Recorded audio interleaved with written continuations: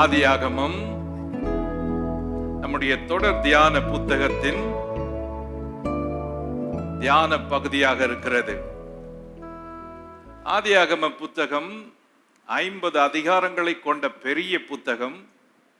ஆனால் அது படிப்பதற்கும் பக்தி விருத்திக்கும் ஆவிக்குரிய வாழ்க்கைக்கும் அநேக பாடங்களை நமக்கு உள்ளே வைத்திருக்கிறது.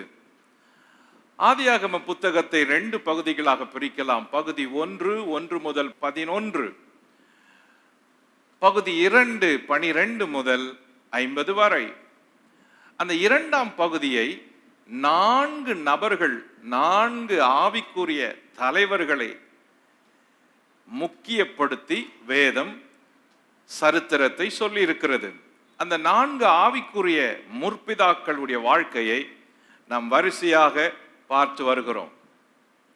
நாம் கடந்த நாட்களில் பார்த்ததையெல்லாம் சரித்திர ரீதியாக, பூகோள ரீதியாக, அரசியல் பின்னணி கொண்ட ராஜாக்களுடைய சரித்திரத்தோடு ஒட்டிய சம்பவங்களை பார்த்தோம். ஆனால் இந்த பிற்பகுதியான இந்த 4 முற்பிதாக்களாகிய ஆபிரகாம், ஈசாக்கு, யாக்கோபு, யோசேப்பு என்ற இந்த 4 பேருடைய வாழ்க்கை, ஆவிக்குரிய வாழ்க்கை, குடும்ப வாழ்க்கை, பக்தி வாழ்க்கை, சேர்த்து சமுதாய வாழ்க்கை, சமுதாயத்திலே இவர்கள் எப்படி வாழ்ந்தார்கள் என்பதோடு கூட ஒவ்வொரு ஆவிக்குரிய விசுவாசி, தேவனுடைய பிள்ளை, தேவனுடைய மகன், மகள் எப்படி வாழ முடியும் என்பதற்கு இந்த முற்பிதாக்களுடைய வாழ்க்கையிலே நமக்கு அநேக பாடங்கள் இருக்கிறது. ஆதியாகமத்தில் ஆண்களை முக்கியத்துவப்படுத்தி பேசியிருந்தாலும் ஆண்களுடைய சரித்திரத்துக்கு ஊடே அதில் பெண்களும் இடைப்பட்டிருக்கிறார்கள். ஆக இருபாலருக்குமே ஆவிக்குரிய பாடங்கள் இந்த பகுதியில் அதிகமாய் இடம் பெற்றிருக்கின்றன. ஆதியாகமத்தில் இருக்கிற இந்த 4 முற்பிதாக்களில் ஆபிரகாம் என்பவர் அதிகமான இடங்களிலே நம் வேதத்தில் பல பகுதிகளில் அவருடைய செய்தியும் குறிப்புகளும் இடம்பெற்றிருக்கிறது. சரி, இது பழைய ஏற்பாட்டோடு சம்பந்தப்பட்ட முற்பிதாக்கள் தானே என்று இவர்களை தவிர்த்து விட முடியாது. ஏனென்றால் புதிய ஏற்பாட்டுக்கு வரும் பொழுது புதிய ஏற்பாட்டிலே ஆண்டவராகிய இயேசு கிறிஸ்து தேவகுமாரன், அந்த தேவகுமாரனே இந்த முற்பிதாக்களை பல இடங்களிலே கோடிட்டு காட்டியிருக்கிறார். ஆபிரகாமை குறித்து, ஈசாக்கை குறித்து, யாக்கோபை குறித்து, யோசேப்பை குறித்து இயேசுவும் அங்கீகரித்து பேசியிருக்கிறார். அதே போல இயேசுவுக்கு பிறகு நிருபங்களை ஊழியம் செய்த சீஷர்கள் அவர்கள் பிரசங்கங்களிலே இந்த முற்பிதாக்களுடைய செய்திகளையும் வாழ்க்கையும் வசனத்தையும் கோடிட்டு காட்டியிருக்கிறார்கள். அது மட்டுமல்ல, இவர்கள் நிருபங்களை எழுதும் பொழுது சபைக்கு இந்த முற்பிதாக்களுடைய வாழ்க்கையை கோடிட்டு காட்டி அவர்களுடைய வாழ்க்கையில இருந்த முக்கியமான சம்பவங்களை புதிய ஏற்பாட்டு விசுவாசிகளுக்கு படம் பிடித்து காட்டுவது போல பதிவிட்டு இருக்கிறார்கள். இந்த பழைய ஏற்பாட்டு முற்பிதாக்கள் புதிய ஏற்பாட்டு விசுவாசிகளுக்கு மாதிரிகளாக, முன் அடையாளமாக, முன்னோர்களாக தேவனை எப்படி சார்ந்து வாழ்வது என்பதை குறித்து இவர்கள் வாழ்ந்து காட்டியிருக்கிறார்கள். ஆகவேதான் இந்த வாழ்க்கையை நிதானமாக அமர்ந்து படிக்க வேண்டியது இருக்கிறது, ஆழமாய் கூர்ந்து கவனித்து படிக்க வேண்டியது இருக்கிறது. இந்த வேத பாட வகுப்பில் வருகிற உங்கள் எல்லாருக்கும் சேர்த்து சொல்லுகிறேன், என்னோடும் சேர்த்து சொல்லுகிறேன். பிரசங்கிப்பது நானா இருக்கலாம், கேட்பது நீங்களா இருக்கலாம், குறிப்பெழுதுவது நம் எல்லாருமா இருக்கலாம். ஆனால் இந்த வாழ்க்கை ஒவ்வொருவரோடும் பேசிக்கொண்டே இருக்கிறது. இந்த முற்பிதாக்களுடைய வாழ்க்கையும் அந்த வாழ்க்கை சரித்திரமும் அந்த ஆவிக்குரிய தன்மையின் அடையாளங்களும் அந்த அடையாளத்தின் ஆழமும் அடர்த்தியும் ஒவ்வொரு விசுவாசியும் முன்னேறுவதற்காக, பக்தியிலே, பக்திக்குரிய வாழ்க்கையிலே முன்னேறுவதற்காக இவர்கள் அடையாளங்களாக இருக்கிறார்கள். ஆதியாகமம் 13ஆம் அதிகாரம் ஆபிரகாம் என்பவரினுடைய வாழ்க்கையை குறித்து நாம் 12ஆம் அதிகாரத்திலிருந்து தொடர்ந்து கவனித்து வருகிறோம். 12ஆம் அதிகாரம் முடிந்ததும் 13ஆம் அதிகாரத்தின் தொடர்ச்சியை தியானித்தோம். அதிலும் ஒரு பகுதியிலே நிறுத்தி இருக்கிறோம். ஆக இந்த படம் சொல்லுகிறது, ஆதியாகம புத்தகத்தில் இடம்பெற்றிருக்கிற முக்கிய நபர்கள் எவ்வளவு சரித்திர பக்கங்களை அல்லது எவ்வளவு தங்கள் வாழ்க்கையின் செய்திகளை இந்த புத்தகத்தில் உள்ளடக்கி இருக்கிறார்கள் என்பது. இந்த வரைபடத்தை கவனித்தால் ஒவ்வொருவரையும் குறித்தும் அவர்களுடைய பதிவு எவ்வளவு இருக்கிறது என்பதை விளங்கிக் கொள்ள முடிகிறது. பாருங்கள், பென்ஜமின், அபிமெலேக், ஏசா, ஈசாக்கு, சாரா, லாபான், தேவன், யோசேப்பு, யாக்கோபு, ஆபிரகாம்.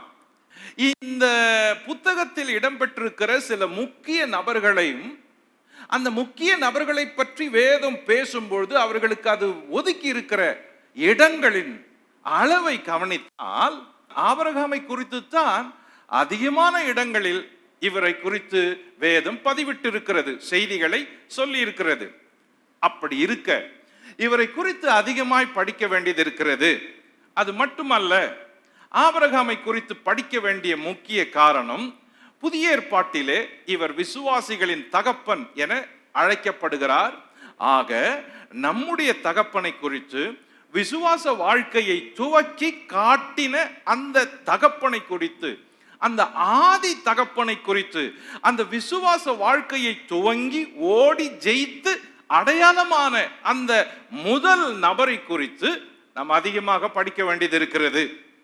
ஆதியாகம புத்தகத்தில் 12ஆம் அதிகாரத்திலிருந்து 50 அதிகாரம் வரை பார்த்தால், 12ஆம் அதிகாரம் துவங்கி 25ஆம் அதிகாரம் வரைக்கும் இந்த ஆபிரகாமை குறித்து வேதம் அவரையும் அவரை சார்ந்த சரித்திரத்தையும் சொல்லி இருக்கிறது.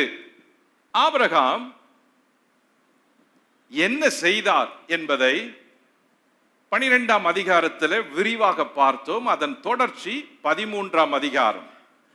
இந்த 13ஆம் அதிகாரத்தை 3 பகுதிகளாக பிரித்தோம். முதல் பகுதி, பகுதி 1, ஆபிரகாம் எகிப்தை விட்டு பெத்தேலுக்கு வந்தது. ஆதியாகமம் 13ஆம் அதிகாரம் 1 முதல் 4 வரை. பகுதி 2, ஆபிரகாமும் லோத்தும் வளர்ந்ததும் பிரிந்ததும். ஆதியாகமம் 13ஆம் அதிகாரம் 5 முதல் 11 வரை. பகுதி 3, ஆபிரகாம் கானானில் குடியிருந்து தேவ வாக்கை பெற்றது. ஆதியாகமம் 13, 12 முதல் 18. இந்த 3 பகுதியில் முதல் பகுதி என்ன சொல்லுகிறது? ஆபிரகாம் எகிப்தை விட்டு பெத்தேலுக்கு வந்தது. இதை தான் நாம் விளக்கமாக பார்த்தோம். அவர் எகிப்தை விட்டு பெத்தேலுக்கு வந்தபோது அவர் பயணம் செய்த தூரம் சுமார் 225 மைல், அதாவது 360 கிலோமீட்டர் தூரம், வடகிழக்கு பகுதி. ஆபிரகாம் கானானுக்கு திரும்பினார் என்று 13ஆம் அதிகாரம் முதல் வசனம் சொல்லுகின்றது. 2, ஆபிரகாமுக்கு செல்வமும் ஐஸ்வர்யமும் பெருகியது. 13ஆம் அதிகாரம் 2ஆம் வசனம். 3, ஆபிரகாம் தேவனை தொழுது கொண்டார். 13ஆம் அதிகாரம் 3ஆம் வசனம் 4ஆம் வசனம். ஆபிரகாம் கானானுக்கு சென்று கானானிலே பஞ்சம் வந்தபோது அந்த பஞ்சத்திலிருந்து விடுவிப்பதற்கு தானே ஒரு சுயமுயற்சி எடுத்து தனது விருப்பத்தை நிறைவேற்ற தனது திட்டத்தின்படி தேவன் சொல்லாமல், தேவனிடத்தில் கேட்காமல் அவர் எகிப்துக்கு போனார். எகிப்திலே எகிப்தின் ராஜாவினிடத்தில் மாட்டிக்கொண்டார். குறிப்பாக ஆபிரகாமுடைய மனைவி சாராள் பார்வோனுடைய அரண்மனைக்குள்ளே கொண்டு போகப்பட்டாள். அங்கே அவள் அவனிடத்தில் சிக்கிக் கொண்டாள் என்று சொல்லலாம். ஆனால் தேவன் சாராளின் நிமித்தம் ஆபிரகாமுக்கு உதவி செய்தார் என்று பார்த்தோம். பிறகு எகிப்தில் இருந்து ஆபிரகாம் புறப்பட்டு மீண்டும் கானானுக்கு வந்து அங்கே திரும்பவும் குடியேறுகிறார். எந்த இடத்திலே விட்டு கிளம்பினாரோ அதே இடத்திற்கு வந்து திரும்பவும் தேவனுக்கு பலிபீடம் கட்டி அவரை தொழுது கொண்டு தேவனோடு ஒப்புரவானார். நல்ல பாடத்தை கற்றுக்கொண்டார். இனிமேல் சுய திட்டம், தேவன் இல்லாத திட்டத்தை போடக்கூடாது. மாம்சீகத்தில் யோசிக்க கூடாது. என்ன வந்தாலும் பதறக்கூடாது. நம்மை அழைத்தவர் ஒருவர் இருக்கிறார். ஆகவே அந்த அழைத்தவரை நம்பியே நின்று விட வேண்டும் என்ற ஒரு பாடத்தை ஆபிரகாம் அந்த இடத்துல கற்றுக்கொள்கிறார். இது அவருக்கு மிக அழுத்தமான பாடம். ஒரு முறை கையை சுட்டு கொண்ட பிறகு திரும்பவும் அதே இடத்துல அதே தப்பை செய்யக்கூடாது. விசுவாசிகளுக்கு இது ஒரு பெரிய பாடம். சமுதாயமாகட்டும், அது ஊழியமாகட்டும், அது தனிப்பட்ட வாழ்க்கையாகட்டும், ஒரு முறை தவறு செய்து அந்த தவறிலே சிக்கிக்கொண்டு அல்லது அந்த குழப்பத்தில் மாட்டிக்கொண்டு அந்த பிரச்சனையை மாட்டிக்கொண்டு திரும்பவும் அதே பிரச்சனைக்கு காரணமாக நாம் உள்ளே செல்லக்கூடாது.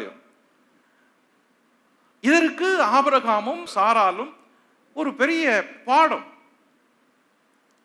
அவர் பெத்தேலுக்கு போய் திரும்பவும் அங்கே இருந்து வாழ்க்கையை துவங்குகிறார். செல்வம் பெருகியது. இந்த செல்வம் பெருகியதால் அவர்கள் வீட்டிலே எல்லா மக்களும் வளருகிறார்கள். இந்த நேரத்தில் தான் லோத்துவும் அவனை சார்ந்த உடைமைகளும் ஆஸ்திகளும் பெருகுகிறதை எல்லாரும் பார்க்கிறார்கள். ஆபிரகாமின் ஆசீர்வாதம் லோத்துக்கும் கடந்து வருகிறது, பரவுகிறது. அந்த ஆசீர்வாதத்தின் நிமித்தம் லோத்து வளருகிறான். லோத்துடைய மந்தைகள் வளருகிறது. அவர்களது ஆஸ்தியின் பெருக்கத்து நிமித்தம் பூமி தாங்க முடியாமல் போகிறது. பூமி தாங்க முடியாததனாலே ஆபிரகாமுடைய மந்தை மேய்ப்பிற்கும் லோத்தின் மந்தை மேய்ப்பிற்கும் வாக்குவாதம் துவங்குகிறது. இந்த வாக்குவாதம் பிரிவினையை உண்டாக்குறது. அவர்கள் இவ்வளவு நாள் ஒற்றுமைப்பட்டு ஐக்கியப்பட்டு உறவாடி இருந்த அந்த உறவு இந்த ஆஸ்தியின் பெருக்கத்தினாலே முறிய ஆரம்பிக்கிறது. ஆக ஐக்கியம் உடைவது ஏன் என்று நாம் பல குறிப்புகளை போன வாரம் பார்த்தோம். ஐக்கியம் உடைவது ஏன்? நம்முடைய வாழ்க்கையில ஐக்கியம் உடைவதற்கு பல காரணங்கள் இருக்கிறது. அவைகளை தவிர்த்து விட்டால் நாம் நல்ல உறவுகளை கட்டி காக்க முடியும், பேணி காக்க முடியும், சற்று அதிகமான ஆண்டுகள் உறவாட முடியும். ஆக இந்த இடத்துல சொந்தக்காரர்கள் 2 பேர் பிரிகிறார்கள், ஆபிரகாமும் லோத்தும். அது மட்டுமல்ல, முற்பிதாக்கள் 2 பேர் பிரிகிறார்கள். அது மட்டுமல்ல, குடும்பங்கள் 2 குடும்பங்கள் பிரிகின்றது. அது மட்டுமல்ல, வேலைக்காரர்களும் மேய்ப்பர்களும் 2 பகுதிகளாக பிரிகிறார்கள். அதோடு கூட ஆஸ்திகளும் மந்தையும் பிரிக்கப்படுகிறது. இந்த பிரிவு எப்படி துவங்கியது என்பதை இந்த இடத்துல கோடிட்டு காட்டும் பொழுது அவர்களுக்குள்ளே வாக்குவாதம் உண்டானது என்று தான் சொல்லுகிறது. கவனியுங்கள், வாக்குவாதம் உண்டானது. 13ஆம் அதிகாரம் 7ஆம் வசனம். ஆபிரகாமுடைய மந்தை மேய்ப்பருக்கும் லோத்துடைய மந்தை மேய்ப்பருக்கும் வாக்குவாதம் உண்டாயிற்று. திரும்பவும் கவனியுங்கள், 8ஆம் வசனம். ஆபிராம் லோத்தை நோக்கி, எனக்கும் உனக்கும் என் மேய்ப்பருக்கும் உன் மேய்ப்பருக்கும் வாக்குவாதம் வேண்டாம், நாம் சகோதரர் என்றார். இந்த தேசமெல்லாம் உனக்கு முன் இருக்கிறது அல்லவா? நீ என்னை விட்டு பிரிந்து போகலாம். நீ இடதுபுறம் போனால் நான் வலதுபுறம் போகிறேன், நீ வலதுபுறம் போனால் நான் இடதுபுறம் போகிறேன் என்றான். வாக்குவாதம் என்ற ஒரு காரணத்தை இந்த பிரிவுக்கு 2 இடத்துல பார்க்கிறோம். உறவுகள் முறிவது ஏன் என்ற 6 விதமான குறிப்புகளை போன வாரம் பார்த்தோம். ஆனால் இன்று ஒரே ஒரு காரியத்தை உங்களுக்கு கவனத்தில் கொண்டு வந்து நிறுத்தி பிறகு பகுதியை பார்த்து அடுத்த அதிகாரத்திற்கு செல்லலாம். இந்த 2 பேருடைய குடும்பமும் உடைவதற்கு காரணம், பிரிவதற்கு காரணம், கீழே இருந்து கிளம்பின வாக்குவாதம். அப்படி என்றால் உறவுகள் உடைவதற்கு, கசந்து போவதற்கு, பிரிவதற்கு முதலாவது காரணமாக இருப்பது வார்த்தையும், அந்த வார்த்தை வாக்குவாதமாக மாறும்போது சண்டையாக மாறுகிறது. மீதி காரியங்களை நான் எதுவும் பேசவில்லை, இந்த ஒரு காரியத்தை கவனியுங்கள். வாக்குவாதம். வாக்குவாதம் எதிலே ஆரம்பிக்கிறது? புருஷனாகட்டும், மனைவியாகட்டும், பெற்றோராகட்டும், பிள்ளைகளாகட்டும், ஒரு வார்த்தையை சொல்லும் பொழுது ஒவ்வொன்றுக்கும் பதில் பேசுவது. இந்த கூட கூட பேசுறது இருக்கு, இது வாக்குவாதத்தை ரைஸ் பண்ணுது. அப்போ முடிவில்லாத வார்த்தை யுத்தத்தை தொடங்குது. இந்த கூட கூட பேசி கூட கூட ரைஸ் பண்றது. அப்ப நம்ம ஒரு வார்த்தை பேசினா எதிர இருக்கிற இன்னொரு வார்த்தை பேசுறது, அவங்க ஒண்ணு பேசுறப்ப நம்ம ஒண்ணு பேசுறது.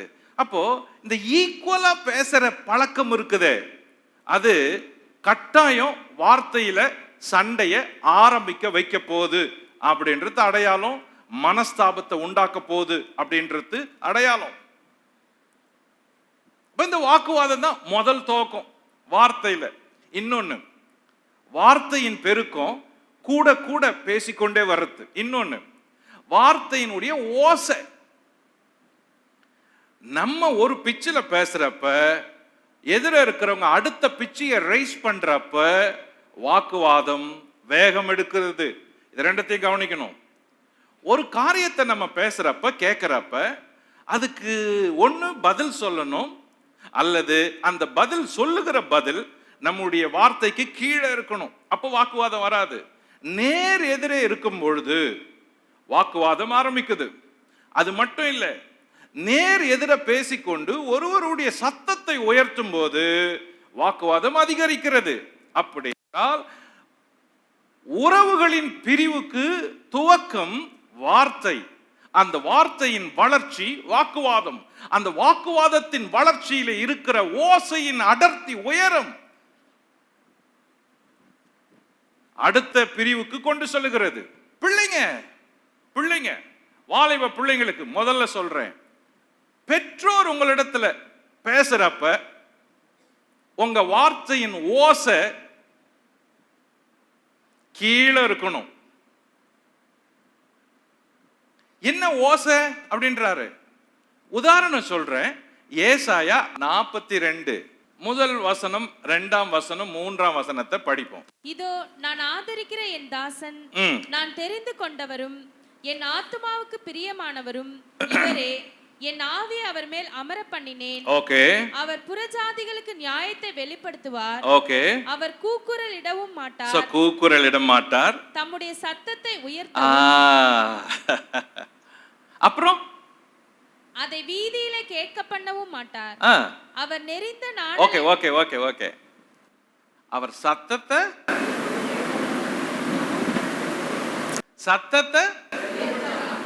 சோ கேள்வி கேட்கிறப்ப ஒன்னு குறைவான வார்த்தை இருக்கணும், இன்னொன்னு ஈக்குவல் ஸ்கேல்ல இருக்கக்கூடாது. ஈக்குவல் ஸ்கேல்ல சத்தத்தை உயர்த்த மாட்டார். மத்தேயு 12:19 வாங்க.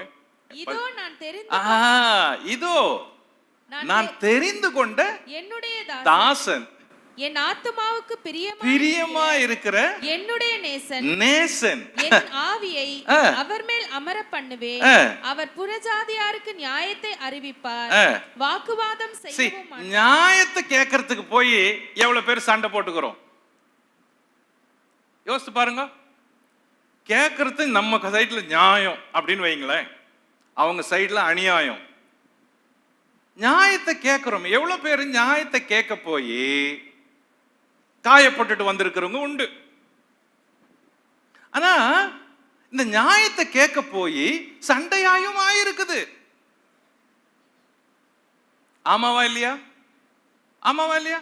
நியாயத்தை கேட்க போய் சண்டை ஆயிருக்குது, வருத்தம் ஆயிருக்குது, குடும்ப பிரிவுகள் ஆயிருக்குது. நியாயத்தை கேட்க போய் அவங்க செஞ்ச ஒழுங்கினங்களை சுட்டி காட்டினா கோபம் வருது, தவறை சுட்டி காட்டினா கோபம் வருது. சொல்லிட்டு போ வீட்டில் அப்படின்னு சொல்லியும் பல முறை சொல்லியும் அதே செய்யறப்ப, சொல்லாத செய்யறப்ப கோபம் வருது. ஒழுங்கில்லாத பேசுறப்ப கோபம் வருது, மதிப்பில்லாத பேசுறப்ப கோபம் வருது. அப்போ நியாயத்தை கேட்கட்டோம்னா எதிர இருக்கிறவங்க ஈக்குவலா பேச ஆரம்பிக்கிறாங்க. இதனால தான் பிளவு தொடங்குது, வாக்குவாதம் தொடங்குது. பல சண்டைகளுக்கு காரணம் ஆரம்பமே இதுதான். Equal, equal talk, equal answer, equal, same tone, same tone. அப்போ வாய்ஸ் ரைஸ் பண்ணக்கூடாது அப்படின்னு வேதம் சொல்லுது. இயேசு அதை ஃபாலோ பண்ணியிருக்கிறாரு. அவர் சத்தத்தை உயர்த்த மாட்டாராம். நியாயத்தை கேட்பாரு, ஆனா வாக்குவாதம் செய்யாம சத்தத்தை உயர்த்தாம நியாயத்தை கேட்பாரு. இப்படி கேட்கறது உறவுகளை உடைக்காதான், உறவுகளை உடைக்காதான். அப்போ போன வாரம் உறவுகள் உடைய என்ன காரணம் அப்படின்னு பார்த்தோம். இப்போ உறவுகள் உடையாம இருக்க என்ன காரணம், என்ன செய்யலாம்? உறவுகளை உடைக்காம, உறவுகள் பிரியாம இருக்க என்ன காரணம்? ஈஸி வே, ரொம்ப பேசிக் காரியம். வார்த்தை. ஈக்குவலா பேசாத, சத்தத்தை ரைஸ் பண்ணாத, சத்தத்தை உயர்த்தாத. சோ கீழே பேசுறப்போ கோபப்படுறவங்க கூட அமைதியாயிடுவாங்க. உதாரணம் சொல்றேன். ஆதியாகமம் 26ஆம் அதிகாரத்துல ஈசாக்கு விதை விதைத்தான், 100 மடங்கு அறுவடை செய்தான். அப்போ ஈசாக்கு துறவு தோன்றான். கேராரூர் மேய்ப்பர்கள் வந்து வாக்குவாதம் பண்ணினார்கள். இது எங்களுடையது அப்படின்னு சொன்னாங்க. பொறாம கொண்டாங்க. எடுத்து பாருங்க, பொறாம கொண்டாங்க. ஆதியாகமம் 26:12. ஈசாக்கு அந்த தேசத்தில் விதை விதைத்தான். கர்த்தர் அவனை ஆசீர்வதித்ததினால் அந்த வருஷத்தில் 100 மடங்கு பலன் அடைந்தான். 14. அவனுக்கு ஆட்டு மந்தையும் மாட்டு மந்தையும் அநேக பணிவிடைக்காரரும் இருந்தபடியினாலே பெலிஸ்தர் அவன் பேரில் பொறாமை கொண்டு. 19 வாசிங்க. ஈசாக்குடைய வேலைக்காரர் பள்ளத்தாக்கிலே வெட்டி அங்கே சுரக்கும் நீரூற்றை கண்டார்கள். கேராரூர் மேய்ப்பர் இந்த தண்ணீர் தங்களுடையது என்று சொல்லி ஈசாக்குடைய மேய்ப்பருடனே வாக்குவாதம் பண்ணினார்கள். ஓகே, வாக்குவாதம் பண்ணார்கள். அவர்கள் தன்னோட வாக்குவாதம் பண்ணினபடியால் அந்த துறவுக்கு ஏசேக்கு என்று பெயர். 21. வேறொரு துறவை வெட்டினார்கள், அதை குறித்து வாக்குவாதம் பண்ணினார்கள். ஆகையால் அதற்கு சித்னா என்று பெயர். 22. பின்பு அவிடம் விட்டு பெயர்ந்து போய் வேறொரு துறவை வெட்டினான், அதை குறித்து அவர்கள் வாக்குவாதம் பண்ணல. முதல்ல பண்ணியிருந்தாங்க, இவங்க எதுவும் பேசல, ஒன் சைடாவே இருக்குது. என்னடா இது, ஈசாக்கு பள்ளம் தோன்றான், இந்த கேராரூர் மேய்ப்பர்கள் போய் இவன் தோன்ற இடமெல்லாம் தண்ணி வருதுன்னு சொல்லி அவன் தோண்டினது இவங்க தோண்டாதது, அவன் தோண்டினதை போய் இது எங்களுடையது அப்படின்னு வாக்குவாதம் பண்ணி நிக்கிறாங்களாம்.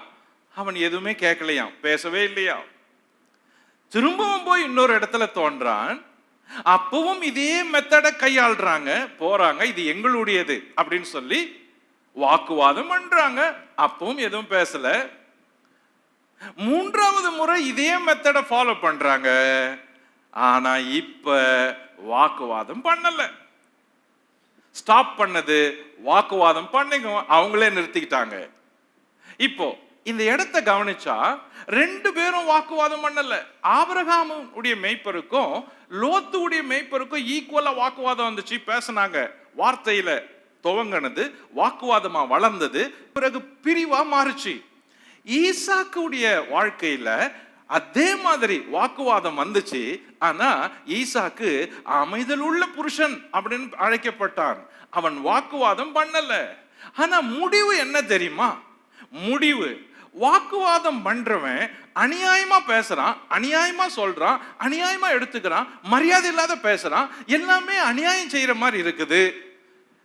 ஆனா நியாயமா இருக்கிற ஒரு ஆவிக்குரியவன், நேர்மையா இருக்கிறவன், உழைக்கிறவன், வேர்வை சிந்துறவன், கஷ்டப்படுறவன், ஜெபம் பண்றவன், தேவனை நம்புறவன் அமைதியா இருக்கிறான். முடிவு அவங்களே சோர்ந்து போய் இப்ப வாக்குவாதம் பண்ணல. முடிவு அவங்களுக்கு 100 மடங்கு இல்ல, 100 மடங்கு அறுத்தது ஈசாக்கு. சோ இங்க உறவுகள் முறிய ஆரம்பிச்சப்ப கடைசியா வந்து சொன்னாங்க, தேவன் உம்மோடு இருக்கிறாரு, நாங்க வாக்குவாதம் பண்ணல அப்படின்னு. ஈசாக்கு அவங்க எல்லாருக்கும் விருந்து செய்யறான். உறவு இங்க முறியவே இல்லை. என்னை கேட்டுக்கொண்டிருக்கிற சகோதரனே, சகோதரியே, எவ்வளோ குடும்பங்கள்ல வார்த்தைகளினால குடும்பம் பிரிஞ்சிருக்கு தெரியுமா? கணவன் மனைவி உறவுகள் கூட வார்த்தை பெருகி வாக்குவாதமாகி சத்தம் உயர்த்தப்பட்ட பொழுது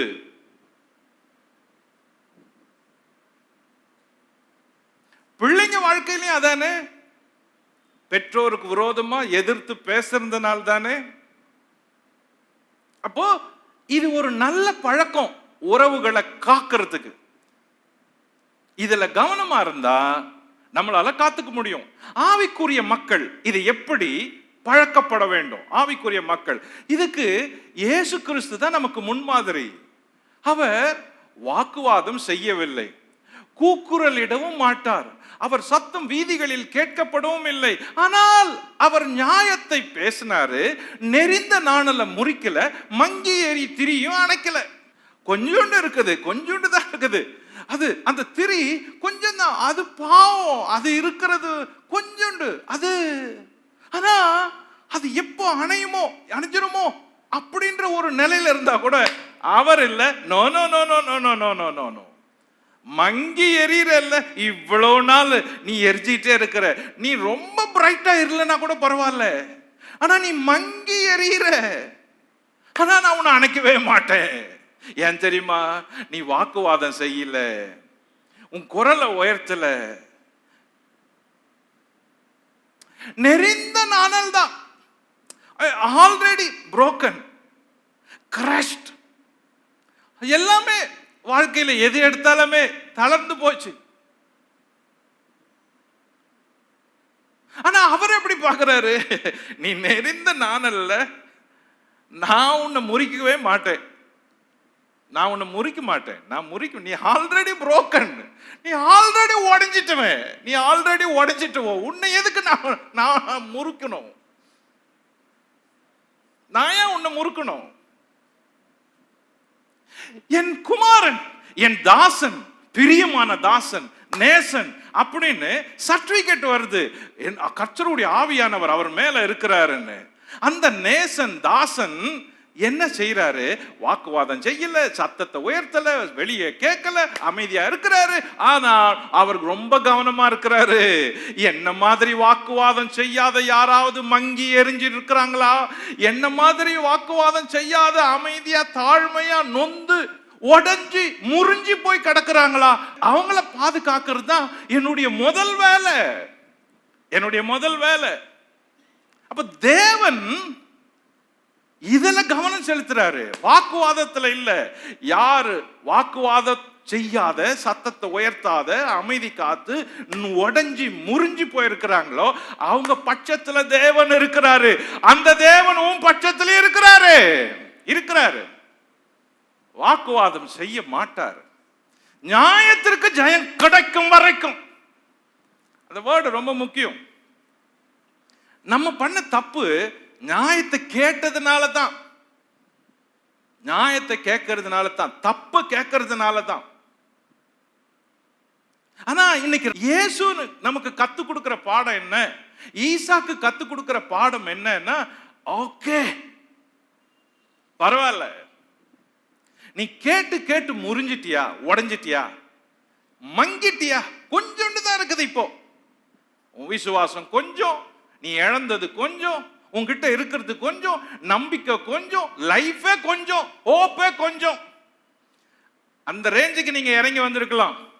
ஆனால் தேவன் அதைத்தான் பார்க்கிறாரு, அதைத்தான் பார்க்கிறாரு, அதைத்தான் காக்கிறாரு, அதைதான் காக்கிறாரு, அதான் காக்கிறாரு.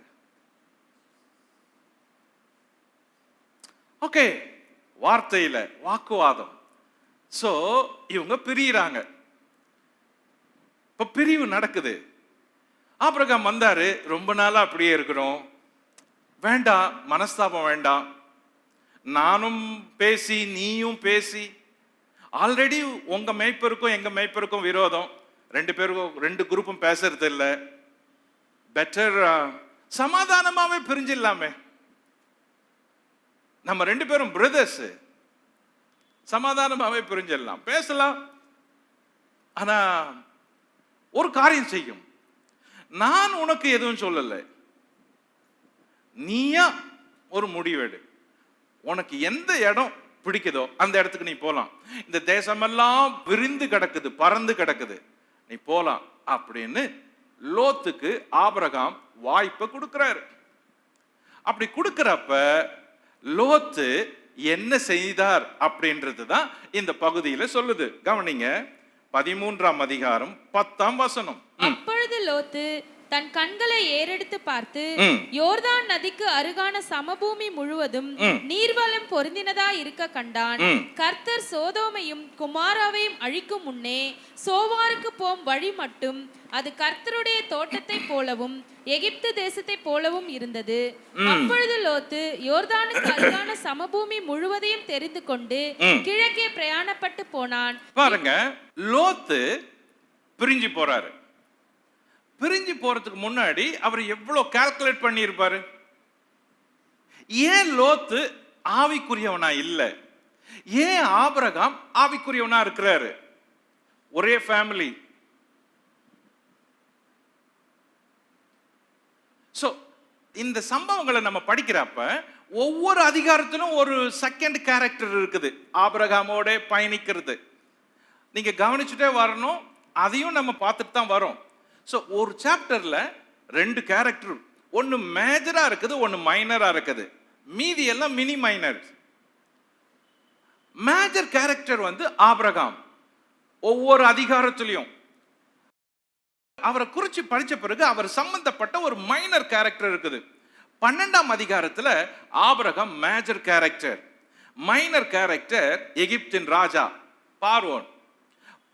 13ஆம் அதிகாரத்துல ஆபிரகாம் மேஜர் கேரக்டர். இதுல மைனர் கேரக்டர் லோத்தினுடைய பிரிவு. லோத்து ஓகே, அவன் என்ன பண்ணான்னா கண்களை ஏறெடுத்து பார்த்து அவன் முடிவு எடுக்கிறான். தன் கண்களை ஏறெடுத்து, 10ஆம் வசனம், லோத்து தன் கண்களை ஏறெடுத்து பார்த்து யோர்தான் நதிக்கு அருகான சமபூமி முழுவதும் நீர்வளம் பொருந்தி இருக்க கண்டான். சோ கர்த்தர் சோதோமையும் குமாராவையும் அழிக்கும் முன்னே சோவாருக்கு போகும் வழி மட்டும் அது கர்த்தருடைய தோட்டத்தை, ஏதேன் தோட்டத்தை போல இருந்துச்சா, எகிப்து தேசத்து போல செழுமையா இருந்துச்சா. அப்பொழுது லோத்து யோர்தானுக்கு அருகான சமபூமி முழுவதையும் தெரிந்து கொண்டு கிழக்கே பிரயாணப்பட்டு போனான். இப்படி அவர்கள் ஒருவரை ஒருவர் விட்டு பிரிந்தார்கள். ஆபிராம் கானான் தேசத்தில் குடியிருந்தான். லோத்து அந்த யோர்தானுக்கு அருகான சமபூமியில் உள்ள பட்டணங்களில் வாசம் பண்ணி சோதோமுக்கு நேரே கூடாரம் போட்டான். சோதோமின் ஜனங்கள் பொல்லாதவர்களும் கர்த்தருக்கு முன்பாக மகா பாவிகளுமா இருந்தார்கள் அப்படின்னு 13ஆம் வசனம் வரைக்கும் சொல்லுது. லோத்து பண்ண தப்பு என்ன? அவன் தன் கண்களை நம்பி முடிவெடுத்தான். சோ அவன் கண்ணை ஏறிட்டு பார்த்து யோர்தானுக்கு கிழக்கு சம பூமி, கிரீனிஷ், அந்த சோதம் பட்டணம் அப்படியே செழிப்புனா செழிப்பு, ஏதேன் தோட்டத்தை போல இருக்குதா. எகிப்து போல பஞ்சம் இல்லாத பசுமையும் கொழுமையா இருக்குது. அப்போ இவ்வளவு ஒரு நல்ல இடம், நல்ல ஊரு, செழுமை கொழுமை எல்லாம் இருக்குது, அதுல போய் செட்டில் ஆகலாம் அப்படின்னு இவன் சுயமா தான் கண்களை நம்பி முடிவெடுக்கிறான். இதுதான் பாடம். ஆவிக்குரியவள் தன் வாழ்க்கையில கண்களை டிபெண்ட் பண்ணி, மாம்சத்தை டிபெண்ட் பண்ணி முடிவெடுக்க கூடாது அப்படின்னு பலமுறை சொல்லி இருக்கிறோம், கேட்டிருக்கிறோம். செய்திகள், பிரசங்கங்கள் பண்ணப்பட்டிருக்குது.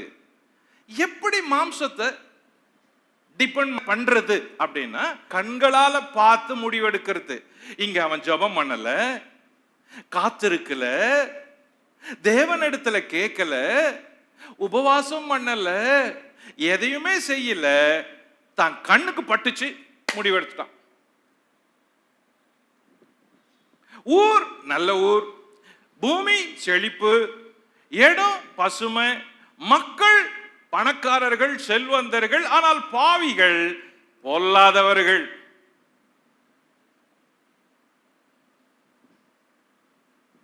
என்ன யோசிச்சிருப்பான் லோத்து? பரவாயில்ல, அந்த ஊர் எப்படி இருந்தா என்ன, நம்ம அப்படி இருக்க போறது இல்ல. அந்த ஊர் ஜனம் எப்படி இருந்தா என்ன, நம்ம என்ன அவங்கள மாதிரியா பண்ண போறோம்? அந்த இடம் நல்ல இடம், நல்ல பூமி, நம்ம என்ன பண்ண போறோம்? அவங்களோட சேர்ந்தா அதை செய்ய போறோம் தொழில? இல்லையே. இதுல என்ன இருக்குது? அவங்க அங்க குடியிருக்கட்டும், நம்ம தூர குடியிருக்க போறோம். அந்த ஊர் எல்லையில வாசலுக்கு உள்ள போகாதையே அந்த ஊர், ஏன்னா அதுல ஏதோ ஒரு நல்லது இருக்குது அப்படின்னு தான் முடிவு பண்ணுவோம். மாம்சத்தின் படி யோசிக்கிறவங்க இப்படிதான் நியாயத்தை சொல்லுவாங்க. நீ ஒரு பெண்ணை விரும்பிட்ட, ஆனா அவள் கிறிஸ்துவ சபைக்கு வராத பெண் அப்படின்னு வச்சுக்கோ. என்னெல்லாம் சொல்ற? அவன் நல்ல பொண்ணு, சொல்ற பேச்சு கேட்பா, நல்லா படிச்சிருக்கிறா, நல்ல வேலை செய்யறா, நீ பாசிட்டிவா தானே சொல்ற. ஆனா பேசிக்க விட்டுட்டியே, நியாயமான காரணத்தை நீ விட்டுட்டு மற்ற காரணங்களை எல்லாம் நியாயமாக்குற. முதல்ல கேட்ட கேள்வின்னா, அவ கிறிஸ்துவ அறிஞ்சவளா அப்படின்னா நீ என்ன சொன்ன? அப்படி இல்ல, அவ பின்னால வருவா, அவ இயேசுவை பின்னால ஏத்துக்குவா, அப்படியெல்லாம் சொன்னேன்.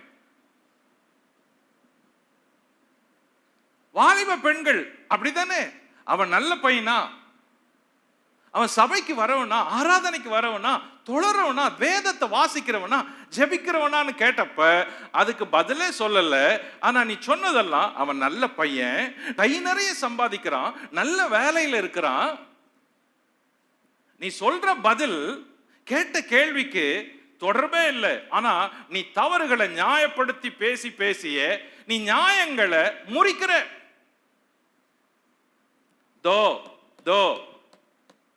லோத்து கண்களை ஏறெடுத்து பார்த்து முடிவு பண்றப்ப நியாயங்கள் இப்படிதான் இருக்குது. ஊரு நல்ல ஊரு, ஏதேன் தோட்டத்தை போல இருக்குது, செழிப்பா இருக்குது, பசுமையா இருக்குது, கொழுமையா இருக்குது, ரிச்சா இருக்குது. ஆனா உள்ள இருக்கிற மக்கள் இருக்கிறாங்களே, பாவிகள், பொல்லாதவங்க, ஓரின சேர்க்கைக்காரங்க, துணிகரமானவங்க, அருவருக்கத்தக்கவங்க, உள்ள அவ்வளவு அலங்கோலங்கள் இருக்குது. அந்த இடத்துல அந்த ஊருக்கே போய் அந்த ஊருக்கு வெளியே குடியிருக்கணும்னு முடிவு பண்ணிட்டப்ப இது அவனுடைய ஆவிக்குரிய வாழ்க்கையை காட்டுது, விசுவாசத்தை காட்டுது, அவன் எவ்வளவு பக்தி உள்ளவனு காட்டுது. நம்ம முடிவுகள் நம்மளுடைய பக்தியை தீர்மானிக்குது. நம்ம எப்படி முடிவெடுத்திருக்கிறோம், உன் முடிவுகள் சொல்லுது. நீ எப்படி யோசித்திருக்கிற, எவ்வளவு நாள் ஜெபம் பண்ணி இருக்கிற, எப்படி இதை பண்ணி இருக்கிற, உன் முடிவு சொல்லுது. அப்ப யாரும் எக்ஸ்பிளைன் பண்ணுவானா? யாரும் எக்ஸ்பிளைன் பண்ணுவானா? ஆவிக்குரிய முதிர்ச்சி உள்ளவங்க உங்ககிட்ட பேசுறப்பே தெரிஞ்சுக்கலாம், நீ எந்த அளவுக்கு ஜெபம் பண்ணி இருக்கிறியா இல்லையா, விசுவாசத்துல இருக்கிறியா இல்லையா, பக்தி உள்ளவளா இல்லையா, தேவனை கனம் பண்றவனா இல்லையா அப்படின்னு உன் பேச்சு தெரியும், உன் முடிவுகள் தெரியும். சோ ரிசல்ட் அறிவிக்கவே வேண்டாம், ஏன்னா ரிசல்ட் தெரிஞ்ச ரிசல்ட். தெரிஞ்ச ரிசல்ட். லோத்த மாதிரி வாழ்க்கையில முடிவெடுக்க கூடாது. அது எந்த முடிவா இருக்கட்டும், லோத்த மாதிரி ஆசைப்படலாம், யோசிக்கலாம், கற்பனை கூட படலாம், முடிவு எடுத்துடக்கூடாது. முடிவு எடுத்துடக்கூடாது. சரி, இவர் என்ன பண்ணாரு? சோதோமுக்கு போயிடணும் அப்படின்னு முடிவு பண்ணாரு. கவனிங்க, லோத்தும் சோதோமும். நம்பர் 1, லோத்து தன் கண்களால் கண்டு இடத்தை தீர்மானித்தான். ஆதியாகமம் 13:10. நம்பர் 2, சோதோம் நீர்வளம் பொருந்தியதா இருந்தது. ஆதியாகமம் 13:10. நம்பர் 3, சோதோம் கர்த்தருடைய தோட்டத்தை போல் இருந்தது. ஆதியாகமம் 13:10. நம்பர் 4, சோதோம் யோர்தானுக்கு அருகே சமபூமி பட்டணமா இருந்தது. ஆதியாகமம் 13:12. நம்பர் 5, சோதோமின் மக்கள் பொல்லாதவர்களாய் இருந்தார்கள். 13:13. நம்பர் 6, சோதோமின் மக்கள் பாவிகளாய் இருந்தார்கள். 13:13. சோதோமுக்கு எதிரே லோத்து கூடாரம் போட்டான். 13:12. இப்போ இதுதான் அவன் செலக்ட் பண்ண ஊரு, சோதோம். ஏன்? ரொம்ப செழிப்பா இருந்துச்சு அப்படின்னு. ஒரு தப்பு, ஒரு முடிவு எவ்வளவு பிரச்சனைகளை சந்திக்க வைக்குது பாருங்க. ஒரு முடிவு, மாம்சத்தின் படி எடுக்கிற முடிவு எவ்வளவு பிரச்சனைகளை சந்திக்குதுன்னு. என்ன பிரச்சனை அப்படின்னா, அந்த ஊர் மக்கள் பொல்லாதவர்கள் தான். ஊர் நல்ல ஊர் தான், ஊர் மக்கள் பொல்லாதவர்கள். ஆனா அடுத்த சாப்டர் சொல்லுது, ஒரு முறை ராஜாக்கள் வந்து அந்த ஊரை முழுசும் புடிச்சிட்டு போறப்ப லோத்தையும் லோத்து குடும்பத்தையும் புடிச்சிட்டு போறாங்க. தவறா முடிவு எடுத்தான். அப்ப நியாயமா பட்டுச்சு. பிரச்சனை அன்னைக்கு இல்ல, ஆனா பின்னால இருக்குது.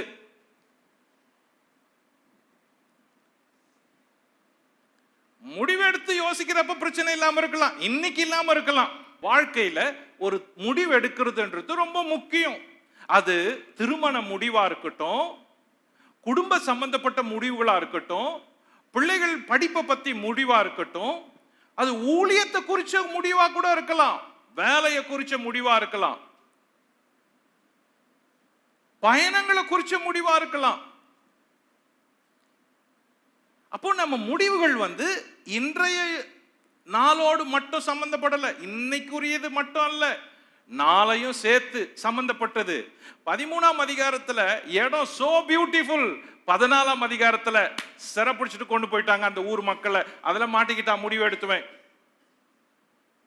சோ கண்களை ஏறெடுத்து பார்த்து முடிவெடுக்கிறது, கண்களினால் முடிவெடுக்கிறது ஆபத்து. ஆபத்து எல்லா வகையிலுமே ஆபத்து. ஓகே, என்ன ஆச்சு? பகுதி 3, 13ஆம் அதிகாரம் 14ஆம் வசனத்திலிருந்து படிப்போம். லோத்து ஆபிராமை விட்டு பிரிந்த பின்பு கர்த்தர் ஆபிராமை நோக்கி, உன் கண்களை ஏறெடுத்து நீ இருக்கிற இடத்திலிருந்து வடக்கேயும் தெற்கேயும் கிழக்கேயும் மேற்கேயும் நோக்கி பார். நீ பார்க்கிற இந்த பூமி முழுவதையும் நான் உனக்கும் உன் சந்ததிக்கும் என்றைக்கும் இருக்கும்படி கொடுத்து உன் சந்ததியை பூமியின் தூளை போல பெருக பண்ணுவேன். ஒருவன் பூமியின் தூளை எண்ண கூடுமானால் உன் சந்ததியும் எண்ணப்படும். நீ எழுந்து தேசத்தின் நீளமும் அகலமும் எம்மட்டோ அம்மட்டும் நடந்து திரி, உனக்கு அதை தருவேன் என்றார். அப்பொழுது ஆபிராம் கூடாரத்தை பெயர்த்து கொண்டு போய் எப்ரோனில் இருக்கும் மம்ரேயின் சமபூமியில் சேர்ந்து குடியிருந்து அங்கே கர்த்தருக்கு ஒரு பலிபீடத்தை கட்டினான். இந்த 3ஆம் பகுதி ஆபிரகாமுக்கு ரொம்ப முக்கியமான பகுதியை சொல்லுது, அவன் வாழ்க்கையில முக்கியமான பகுதி. இப்ப பாருங்க, லோத்து பிரிஞ்சு போயிட்டாரு, இவர் தனிமையாயிட்டாரு. தனிமையா ஃபீல் பண்ற மாதிரி ஆயிட்டு. என்னடா இது, அவன் கூடவே இருந்தான், பிரிஞ்சு போயிட்டான். இவ்வளோ நாள் கூடவே இருந்தான், போயிட்டான். இவ்வளோ நாள் துணையா இருந்தான், கூட வந்தான், நடந்தான், இப்ப போயிட்டான். அவன் குடும்பம், அவன் ஆட்கள், அவன் மந்த எல்லாம் ஒன்னா இருந்துச்சு, இப்ப போயிட்டாங்க. இடம் காலி ஆயிட்டு, வெறுமை ஆயிட்டு அப்படின்னு உண்மையிலேயே ஆபிரகாம் சோர்ந்து தான் இருப்பாரு, தனிமையா இருந்திருப்பாரு, தனிமையா ஃபீல் பண்ணாரு. இப்போ ஆபிரகாம் மட்டும் ஆவிக்குரியவனா இல்லைன்னா என்ன பண்ணியிருப்பார் தெரியுமா? லோத்து, நீ இங்கேயே இரு, நான் அங்க போயிடுறேன் அப்படின்னு இருப்பாரு. நீ இங்கே இரு, நான் அங்க போயிடுறேன். அது ஏதேன் தோட்டத்தை போல இருக்குது, இடம் பசுமையா இருக்குது, செழிப்பா இருக்குது, எகிப்தின் கொழுமை இருக்குது. பெட்டர் நீ இங்க இரு, ஏன்னா நான் உன்னோட நான் பெரியவன், எனக்கு குடும்பம் பெருசு, ஆஸ்தி பெருசு, ஆட்கள் பெருசு. ஆகையினால லோத்து, நீ என்னை விட சின்னவன், பெட்டர் இங்கே இரு அப்படின்னு சொல்லி இருக்கலாம். ஆனா சொல்லல. ஆபிரகாம் ராஜதந்திரமா சூழ்ச்சி செய்து முயற்சித்திருந்தா சொல்லாத கூட முதல்ல அங்கேயே போயிட்டு நாங்க அங்க போயிடுறோம் அப்படின்னு சொல்லி இருக்கலாம். ஆனா ஆபிரகாம் அப்படி போல. என்ன கவனிக்கிறோம்? இந்த பகுதிகள் என்ன சொல்லுதுன்னா, ஸ்பிரிச்சுவல் மேன், ஸ்பிரிச்சுவல் பர்சன் தன் வாழ்க்கையில எப்படி நடக்கணும் அப்படின்றது சொல்லுது, எல்லா வகையிலுமே. இப்போ பிரிஞ்சு போயிட்ட பிறகு தனியா இருக்கிறாரு, அது ரொம்ப பெரிய சோகம். நம்மளை விட்டு கூடவே இருந்து பிரிஞ்சு போயிட்டவங்க நினைச்சா ரொம்ப சோகமா இருக்கும். பல நேரங்கள்ல நம்மளை அறியாதவங்க நம்மளை குறித்து தப்பா பேசினா அது நமக்கு பெரிய பாதிப்பு உண்டாக்காது. நம்மளை தெரியாதவங்க, முகம் தெரியாதவங்க, பப்ளிக்கு, அவங்க எல்லாம் நம்மளை பேசினா பாதிப்பு உண்டாக்காது. ஆனா நம்ம கூடவே இருந்து, கூடவே நடந்து, கூடவே உறவாடினவங்க பேசினாதான் ரொம்ப பாதிப்பு, இருதயத்தை காயப்படுத்தும். அது மட்டும் இல்ல, ஒரு பெரிய பிரிவு வந்துருச்சு.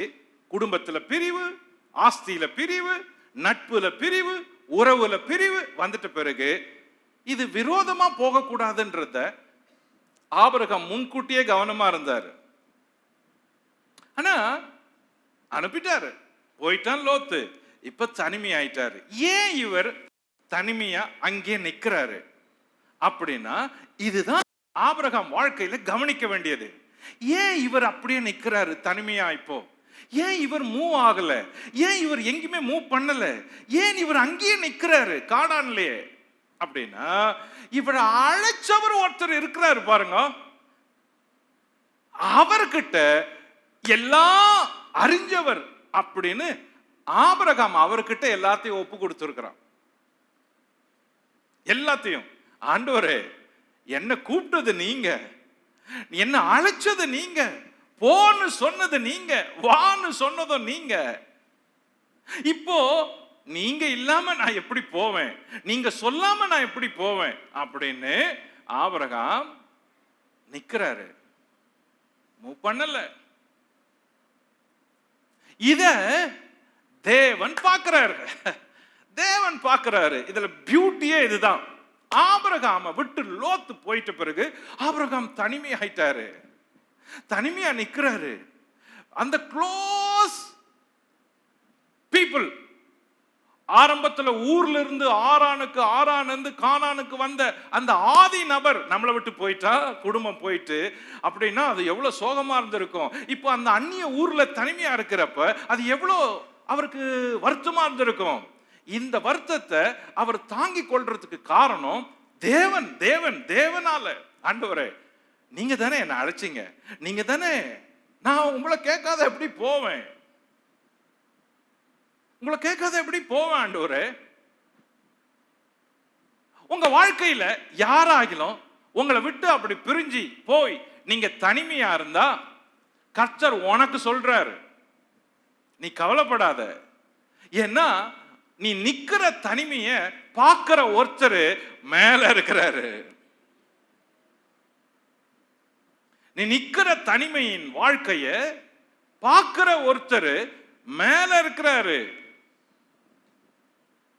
அவர் என்ன பண்ணாரு? இப்ப ஆபிரகாம் கிட்ட வந்து, ஆபிரகாமே நீ ஒண்ணு செய். லோத்து அவன் கண்ணு ஏறெடுக்க பார்த்து போயிட்டான்ல, இப்ப நான் உனக்கு சொல்றேன், உன் கண்களை ஏறெடுத்து பாரு. நான் உனக்கு சொல்றேன், இந்த தேசம் எம்மட்டும் அம்மட்டும் நட, நான் உனக்கு சொல்றேன், நானு இந்த தேசத்தை உனக்கு தருவேன் அப்படின்னாரு. இந்த பதிலுக்கு தான் ஆபிரகாம் வெயிட் பண்ணாரு. See this? Number 1, தேவன் ஆபிராமை பார்க்க சொன்னார். 13:14 வாசிப்போம். லோத்து ஆபிராமை விட்டு பிரிந்த பின்பு கர்த்தர் ஆபிராமை நோக்கி, உன் கண்களை ஏறெடுத்து நீ இருக்கிற இடத்தில் இருந்து வடக்கேயும் தெற்கேயும் கிழக்கேயும் மேற்கேயும் நோக்கி பார். லோத்து பார்த்தது ஒரே ஒரு இடம், ஆனா தேவன் பார்க்க வச்சது 4 இடம். நீ உன் கண்களை ஏறெடுத்து பாரு, கிழக்கே மேற்கே வடக்கே தெற்கே நீ ஏறெடுத்து பாரு அப்படின்றாரு. முதல்ல லோத்து கண்களை ஏறெடுத்து பார்த்ததுக்கும் ஆபிரகாம் கண்களை ஏறெடுத்து பார்க்கறதுக்கும் வித்தியாசத்தை பாருங்க. அப்போ மனுஷன் நமக்கு செஞ்சா, மனுஷிகமா நாம் செஞ்சா நம்மால குறைவா தான் செய்ய முடியுது, ஒரு இடத்துக்கு தான் போக முடியுது. ஆனா தேவனை இறங்கி வந்து செஞ்சா அவர் எவ்வளவு பெரிய, கிழக்கே மேற்கே தெற்கே வடக்கே உன் கண்களை ஏறெடுத்து பார் அப்படின்றாரு. அப்ப தேவன் கொடுக்கிறப்ப பெஸ்டா, பெருசா, நீளமா, அகலமா, உயரமா. அதனாலதான் அவர் கொடுக்கணும் அப்படின்னு காத்துட்டு இருக்கணும். எதுவா இருந்தாலும் நம்ம போய் தேடக்கூடாது. சில காரியத்துக்கு அவர் கொடுக்கணும், நீங்க கொடுக்கணும். ஆண்டவரே நீங்க கொடுக்கணும். இதுல ரொம்ப ஸ்ட்ராங்கா ஆபிரகாம் படிச்சிட்டாரு. ரொம்ப ஸ்ட்ராங் லெசன் இது, பெரிய லெசன். பின்னால நடக்கிற நிகழ்ச்சிகள்ல இதுல ரொம்ப அவர் ஸ்ட்ராங் ஆயிட்டாரு. என்ன வந்தாலும் சரி நீங்க கொடுக்கணும், எவ்வளவு வந்தாலும் சரி நீங்க தான் எனக்கு கொடுக்கணும் அப்படின்றதுல. நம்பர் 2, தேவன் ஆபிரகாமுக்கு வாக்கு சொன்னார். 13:15-16 நீ பார்க்கிற இந்த பூமி முழுவதையும் நான் உனக்கும் உன் சந்ததிக்கும் என்றைக்கும் இருக்கும்படி கொடுத்து உன் சந்ததியை பூமியின் தூளை போல பெருக பண்ணுவேன்.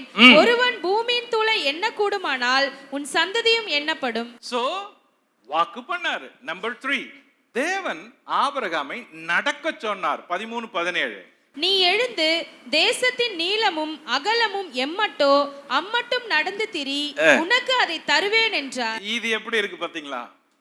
நீ பாரு, உன்னால எவ்வளவு முடியுமோ அவளை நட, அவ்வளவு உனக்கு தருவேன் அப்படின்னாரு. ஒரு அப்பாவும் ஒரு சின்ன பிள்ளையும் கடைக்கு போனாங்க. அந்த கடையில அப்பாவுக்கு தெரிஞ்சவர் முதலாளியா இருக்கிறாரு, கடை நடத்துறவர். நண்பர் வந்திருக்கிறாரு குழந்தையோடன்னு சொல்லி அப்பா கிட்ட நல்லா பேசிட்டு குழந்தைய முகத்தை தட்டி, நல்லா இருக்கிறியா கண்ணா, என்ன படிக்கிற அப்படின்னு விசாரிச்சு, உனக்கு என்ன வேணும் கடையில, எதுனா வேணும்னா நீ எடுத்துக்க அப்படின்னு சொன்னாரு. அப்போ முன்னாடி கடையில எல்லா பாட்டில்ல எல்லா சாக்லேட்ஸ் எல்லாம் இருக்குது. அவர் சொன்னாரு, கண்ணா நீ எடுத்துக்கோ. அவரு குழந்தை எடுக்கவே இல்லை. அந்த குழந்தை எடுக்கவே இல்லை. இல்ல பரவாயில்ல நீ எடுத்துக்கோ, எடுக்கவே இல்லை. அப்போ நண்பர் சொன்னாரு, கடை முதலாளி, குழந்தை எடுக்கவே இல்லை, நானே கொடுக்குறேன் அப்படின்னு சொல்லி அவர் பாட்டில ஓபன் பண்ணி கை நிறைய இருந்த சாக்லேட்டை எடுத்து குழந்தைக்கு கொடுத்தாரு. குழந்தை சாக்லேட்டை வாங்கி வெளியே வந்துட்டு அப்பா கேட்டாரு, வெளியே நடந்து வரப்ப, மகனே அந்த அங்கிள் அவ்வளவு நேரம் சொன்னாரு சாக்லேட்டை எடுத்துக்க, பாட்டில திறந்து எடுத்துக்கோன்னு, நீ எடுத்திருக்கலாம் இல்லையான்னு. அப்ப குழந்தை சொல்லுச்சு, டாட் நான் எடுத்திருப்பேன், நான் எடுத்திருந்தா என் கை சின்ன கை, கொஞ்சோண்டு சாக்லேட் தான் வந்திருக்கும். அவரே எடுத்து கொடுத்தாருன்னா அவர் கை பெரிய கை, அவர் பாட்டில்ல கையை விட்டு அள்ளி வெளியே எடுத்தா அதிகமான சாக்லேட் எனக்கு கிடைக்கும்ல, அதனால அவர் கொடுக்கணும்னு நான் வெயிட் பண்ணேன் டாட். அவர் கொடுக்கணும், அவர் கொடுக்கணும். நிலமாகட்டும், வீடாகட்டும், பணமாகட்டும், வேலையாகட்டும், செல்வமாகட்டும், உறவுகளாகட்டும், பார்ட்னர் ஆகட்டும், பதவியாகட்டும், அவர் கொடுக்கணும், அவர் கொடுக்கணும். ஆவிக்குரிய சகோதரர்களே, சகோதரிகளே, வாலிபர்களே, அந்த தேவன் உனக்கு கொடுக்கிறப்ப அது பெரிய நீளம், அகலம். எம்மட்டும் அம்மட்டும் நீ நட, அதை நான் உனக்கு தருவேன். நீ நினைக்கிறியா ஆபிரகாம் நீ தனிமையாயிட்டேன்னு? நான் சொல்லிட்டா, உனக்கு ஒரு சந்ததி வரும். அந்த சந்ததி பூமியின் தூள் தூள் தூள் தூள், என்ன கூடுமானால் என்ன கூடாத அளவுக்கு தூள போல இருக்கும் சந்ததி. இப்ப நீ தனிமையா இருக்கிற, யாரும் இல்லை அப்படின்னு நினைக்கிறல்ல, ஒரு நாள் வரும் உன் சந்ததியை எண்ணவே முடியாது. தேவன் எப்பவுமே ஃபியூச்சரையே பார்த்து பார்த்து பார்த்து உன்னுடைய திட்டத்தை, உன் வாழ்க்கையை கற்றவர். நாம இல்ல, எதிர்காலத்தை அதிகமா யோசிப்பதை விட நிகழ்காலத்தை தான் அதிகமா யோசித்து யோசித்து முயற்சிப்போம். ஓகே, முடிவு என்ன? ஆபிரகாம் 18. அப்பொழுது ஆபிராம் கூடாரத்தை பெயர்த்து கொண்டு போய் எப்ரோனில் இருக்கும் மம்ரேயின் சமபூமியில் சேர்ந்து குடியிருந்து அங்கே கர்த்தருக்கு ஒரு பலிபீடத்தை கட்டி தொழுதுகிறான். ஓகே லார்ட், தேங்க் யூ, நீங்க என் கூடவே இருக்கிறீங்க. என்னை விட்டு யாரு போனாலும் நீங்க போல, என்ன இருதயத்தை எவ்வளவு பேர் காயப்படுத்தினாலும் நீங்க படுத்தல. எனக்கு நீங்க கொடுக்கறது ரொம்ப பெருசுன்னு தான் நான் காத்திருந்தேன். நான் தனியா இருக்கிறேன்னு நீங்க பாத்தீங்க, தனிமையா இருக்கிறேன்னு பாத்தீங்க, உறவுகளால காயப்பட்டேன்னு பாத்தீங்க. ஆனா என் காயத்தை நீங்க ஆற்றுவதற்கு எப்பவுமே என் கூட இருக்கிறீங்களே. என்ன வாக்கு பண்ணீங்க, எவ்வளவு உற்சாகப்படுத்தீங்க, நீங்க என்ன நடக்க சொல்லுனீங்க, உன்னால எவ்வளவு முடியுமோ நடன்னு உற்சாகப்படுத்தினீங்களே. பலிபீடத்தை கட்டி தொழுது கொண்டானாம். ஆதியாகமம் 13ஆம் அதிகாரத்திலிருந்து நாம் கற்றுக்கொள்ள வேண்டிய பாடங்கள் என்ன? நம்பர் 1, தேவன் உன்னை நடத்தும் இடத்தில் தரித்திரு. ஆதியாகமம் 13:2. என்ன வந்தாலும் அவர் உன்னை நடத்தும்படி நீ தரித்து நில், காத்திரு, அவசரப்படாத, முயற்சி பண்ணு, ஆனா தரித்து நில். நம்பர் 2, பொருளினால் மனிதரை இழக்காது. பொருளுக்காக, மெட்டீரியல் ரீசனுக்காக மனுஷர்களை இழக்காத. இயேசு சொன்னாரு, அநித்தியமான உலக பொருட்களை கொண்டு நண்பர்களை சம்பாதிக்க சொன்னாரு. பாருங்க என்ன ஐடியா சொன்னாரு. பொருளினால நண்பர்களை சம்பாதி அப்படின்னு இயேசு சொல்லி கொடுத்தாரு. அதனால பொருட்களினால நண்பர்களை சம்பாதிக்கணும். அப்ப கொடுக்கிறதுனால நண்பர்கள் கிடைப்பாங்க.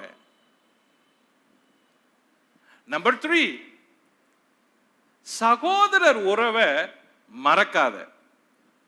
The brotherly fellowship, friendship, relationship இருக்க, அது ரொம்ப முக்கியம். ஆகவே அதை மறக்காத. நம்பர் 4, கண்களை சார்ந்து முடிவெடுக்காது. இப்போ கண்களை சார்ந்து, மாம்சத்தை சார்ந்து, சுய சிந்தையின் மேல சார்ந்து, சுய புத்தியின் மேல் சார்ந்து முடிவெடுக்காத. நீதிமொழிகள் சொல்றப்ப ஞானி சொல்றான், உன் சுய புத்தியின் மேல் சாயாதே என்றான். நம்பர் 5, விசுவாசத்தில் நிற்க பயப்படாதே. பயப்படாத, பயப்படாத. நீ விசுவாசத்துல நிக்கிற, நீ ஜெபிக்கிற, உபவாசிக்கிற, தேவன் கிரியை செய்யணும்னு காத்திருக்கிறியா, பதறாத, பயப்படாத, கலங்காத, யோசிக்காத, சோர்ந்து போகாத. இதுதான் இந்த 13ஆம் அதிகாரம் நமக்கு சொல்லுது. ஓகே, ஆதியாகமம் 14ஆம் அதிகாரம் என்ன காரியங்களை நமக்கு சொல்லுகிறது ஆபிரகாம் வாழ்க்கையிலிருந்து? இப்போ ஆதியாகமம் 14ஆம் அதிகாரத்திற்கு வருவோம். ஆதியாகமம் 14ஆம் அதிகாரம் 4 பகுதிகளா பிரிக்கலாம். பகுதி 1, ராஜாக்களுக்குள்ளே நடந்த யுத்தம். ஆதியாகமம் 14:1-12. பகுதி 2. ராஜாக்களோட ஆபிராம் செய்த யுத்தம். ஆதியாகமம் 14:13-16. பகுதி 3. மெல்கிசேதேக் ஆபிராமை வாழ்த்தியது. ஆதியாகமம் 18:20. பகுதி 4. சோதோமின் ராஜா ஆபிராமை சந்தித்தது. ஆதியாகமம் 14:17-21-24 வரை. ஆக இந்த 14ஆம் அதிகாரத்தை 4 பிரிவுகளா பிரிக்கலாம். இப்போ பிரிவு 1. ஆபிராம் இருந்த ஊர்ல நடந்த சம்பவம், ராஜாக்களுக்குள்ள நடந்த யுத்தம். இப்ப படிப்போம். 14ஆம் அதிகாரம் 1 வசனம் 2 வசனம். சினேயாரின் ராஜாவாகிய அம்ராபேலும் ஏலாசாரின் ராஜாவாகிய அரியோகும் ஏலாமின் ராஜாவாகிய கெதர்லா கோமேரும் ஜாதிகளின் ராஜாவாகிய திதியாலும் இருந்த நாட்களில் அவர்கள் சோதோமின் ராஜாவாகிய பேராவோடும் கொமோராவின் ராஜாவாகிய பிர்சாவோடும் அத்மாவின் ராஜாவாகிய சினாயாவோடும் செபாயூமின் ராஜாவாகிய செமேபரோடும் சோவார் என்னும் பேலாவின் ராஜாவோடும் யுத்தம் பண்ணினார்கள். இவர்கள் எல்லோரும் உப்பு கடலாகிய சித்திம் பள்ளத்தாக்கிலே கூடினார்கள். இவர்கள் 12 வருஷம் கெதர்லா கோமோரை சேவித்து 13ஆம் வருஷத்திலே கலகம் பண்ணினார்கள். 14ஆம் வருஷத்திலே கெதர்லா கோமேரும் அவனோட கூடியிருந்த ராஜாக்களும் வந்து அஸ்தரோத் கர்னாயிமிலே இருந்த ரெப்பாயிமீரையும் காமிலே இருந்த சூசிமியரையும் சாவே கீரியாத் யாரீமில் இருந்த ஏமியரையும் சேயீர் மலைகளில் இருந்த ஓரியரையும் வனாந்தரத்துக்கு அருகான எல்பாரான் மட்டும் முறியடித்து திரும்பி காதேஸ் என்னும் என்மிஸ்பாத்துக்கு வந்து அமலேக்கியருடைய நாடு அனைத்தையும் அத்சாத்சோன் தாமாரிலே குடியிருந்த எமோரியரையும் கூட சங்கரித்தார்கள். இப்போ மோஸ்ட்லி இந்த அதிகாரம் படிக்கிறதுக்கே கலைச்சு போயிடும். ஏன்னா அந்த ராஜாக்கள் பேரு வாழையிலையும் நுழையில, 2வது மனசுலயும் நிக்கல. அப்ப இது எப்பவுமே கஷ்டமா இருக்கும். எப்படா இதை படிச்சு முடிக்க போறோம்னு இருக்கும் தொடங்குறப்பவே. ஆனா இது ரொம்ப முக்கியமான சம்பவம். இந்த அதிகாரத்துல பலருடைய பெயர்களும் பல இடங்களும் பல ஜனக்கூட்டங்களையும் குறித்து சொல்லி இருக்குது. ஆனா சுருக்கமா தெளிவா கவனிப்போம். முதல்ல 4 ராஜாக்கள், அத முதல் வசனம் சொல்லுது. அவங்க ஒரு கூட்டம். 2ஆம் வசனம் சொல்லுது 5 ராஜாக்கள், இவங்க வேற ஒரு கூட்டம். இப்போ இந்த முதல்ல இருக்கிற அந்த ராஜாக்கள் இந்த பகுதியை சேர்ந்தவங்க, அந்த 4 ராஜாக்கள். இந்த 5 ராஜாக்கள் இந்த பகுதியை, வடக்கு பகுதியை சேர்ந்தவங்க. இவங்க இந்த இடத்துல சினேயார்ல யுத்தத்துக்கு சந்திக்கிறாங்க. உப்பு கடல் அருகே சித்திம் பகுதியில. ஓகே, யாரு அப்படின்னா கவனிங்க. நம்பர் 1 ராஜா, இந்த ஒரு பகுதி 4 ராஜாக்களை கவனிங்க. சினேயார் ராஜா அம்ராபேல். நம்பர் 2 எலாசர் ராஜா அரியோக். நம்பர் 3 ஏலாம் ராஜா கெதர்லா கோமேர். நம்பர் 4 தேசங்களின் ராஜா திதியால். அது தமிழ்ல ஜாதிகளின் ராஜா அப்படின்னு இருக்கும், ஆங்கிலத்துல நேஷன்ஸ் அப்படின்னு இருக்கும். ஆக தேசங்களின் ராஜா. சில தவறுகளை அப்பவே அங்கங்கே திருத்தி படிச்சுக்கிறது நல்லது. ஆக இவங்க எல்லாம் யார் அப்படின்னா, இவங்க எல்லாருமே ஒவ்வொரு பட்டணத்துக்கு ராஜாவா இருந்தவங்க, நாட்டுக்கு ராஜாவா இல்ல, சிட்டி கிங்ஸ். அப்ப இந்த நாட்கள்ல ஆபிரகாம் காலத்துல தேசங்களுக்குள்ள இருந்த பட்டணங்களை ஒவ்வொருத்தனும் பிரிச்சு பிரிச்சு ஆள்றான். ஓகே, அதே மாதிரி இன்னொரு கூட்டம் இருந்துச்சு, 5 ராஜாக்கள். நம்பர் 1 சோதோம் ராஜா பேரா, கொமோரா ராஜா பிர்சா, அத்மா ராஜா சினேயா, செபோயிமின் ராஜா செமேபர், சோவார் எனும் பேலாவின் ராஜா. இப்போ முதல் 2 வசனம் இவங்களை தான் சொல்லுது. இந்த ராஜாக்கள் பேர்ல உங்களுக்கு குழப்பமா இருக்கலாம், ஆனா 2 பேரை மட்டும் ஞாபகத்துல வச்சுக்க முடியும். 4 ராஜா இருக்கிறவங்கள்ல முக்கியமானவன் இந்த கெதர்லா கோமேர். ஆச்சா, இந்த 5 ராஜாக்கள்ல முக்கியமானவன் சோதோமின் ராஜா. இது மட்டும் தெரிஞ்சா போதும். சோ அந்த குரூப்புக்கு ஒரு ஆளு தலைவன், இந்த குரூப்புக்கு இன்னொரு ஆள் தலைவன் அப்படின்னு புரிஞ்சுக்கினா போதும். இவங்க எல்லாருமே ஒவ்வொரு பட்டணத்துக்கும் அதிகாரியா தலைவனா இருந்தவங்க. இவங்க என்ன பண்ணாங்க, இந்த 4 ராஜாக்கள் எல்லாரும் கூட்டு சேர்ந்து இவங்களை வரி கட்ட சொன்னவங்க. முதல்ல இந்த கெதர்லா கோமருக்கு இவங்க எல்லாம் வரி கட்டியிருந்தாங்க 12 வருஷம். 13ஆம் வருஷம் இவங்க எல்லாம் சேர்ந்து கலகம் பண்றாங்க இவனுக்கு விரோதமா. 14ஆம் வருஷம் இவங்க இந்த இடத்துல போர் செய்ய போறாங்க, இந்த ஆட்கள், இந்த 4 ராஜாக்கள். ஆனா எடுத்ததுமே இவங்க கிட்ட போர் செய்யல. இந்த 4 ராஜாக்களும், முதல் வசனத்துல வர இந்த 4 ராஜாக்களும் கெதர்லா கோமேர் தலைமையில இருக்கிறவங்க, இவங்க எடுத்தது இவங்க கிட்ட போருக்கு வரல. இவங்க என்ன பண்றாங்க, மற்ற ஊர்ல இருக்கிற சில கூட்டங்களை ஜெயிக்கிறாங்க. அததான் இந்த வசனங்கள் சொல்லுது. கவனிங்க, 5ஆம் வசனம். 14ஆம் வருஷத்திலே கெதர்லா கோமேரும் அவனோட கூடி இருந்த ராஜாக்களும் வந்து. கவனிங்க, கெதர்லா கோமேரும் அவனோட கூட இருந்த இவங்க 3 பேரும், மொத்தம் 4 பேரும் வந்து அஸ்தரோத் கர்னாயிமில இருந்த ரெப்பாமியர் அதுன்னு ஒரு கூட்டம், சூசிமியரையும் சாவே கீரியாத் யாரீமிலே இருந்த ஏமியரையும். இங்க பாருங்க, காமில இருந்த சூசிமியர், சாவே கிரியாத்துமில இருந்த ஏமியர், அப்புறம் சேயீர் மலைகளில் இருந்த ஓரியரையும். சேயீர் மலையில இருந்த ஓரியர் வனாந்தரத்துக்கு அருகான எல்பரான் மட்டும் முறியடித்து திரும்பி காதேஸ் என்னும் என்மிஸ்பாத்துக்கு வந்து அமலேக்கியருடைய நாடு அத்சாத்சோனின் தாமாரிலே குடியிருந்த எமோரியர் நாடுகளை முறியடிக்கிறாங்க. சோ அந்த 4 ராஜாக்களும் முதல்ல இந்த 7 இடங்கள்ல போய் போரிட்டு இந்த ஜனங்களை எல்லாரையும் தோற்கடிச்சு அவங்க ஜெயிக்கிறாங்க. இதுதான் அந்த 4ஆம் வசனம், 5ஆம் வசனம், 6ஆம் வசனம், 7ஆம் வசனம் சொல்லுது.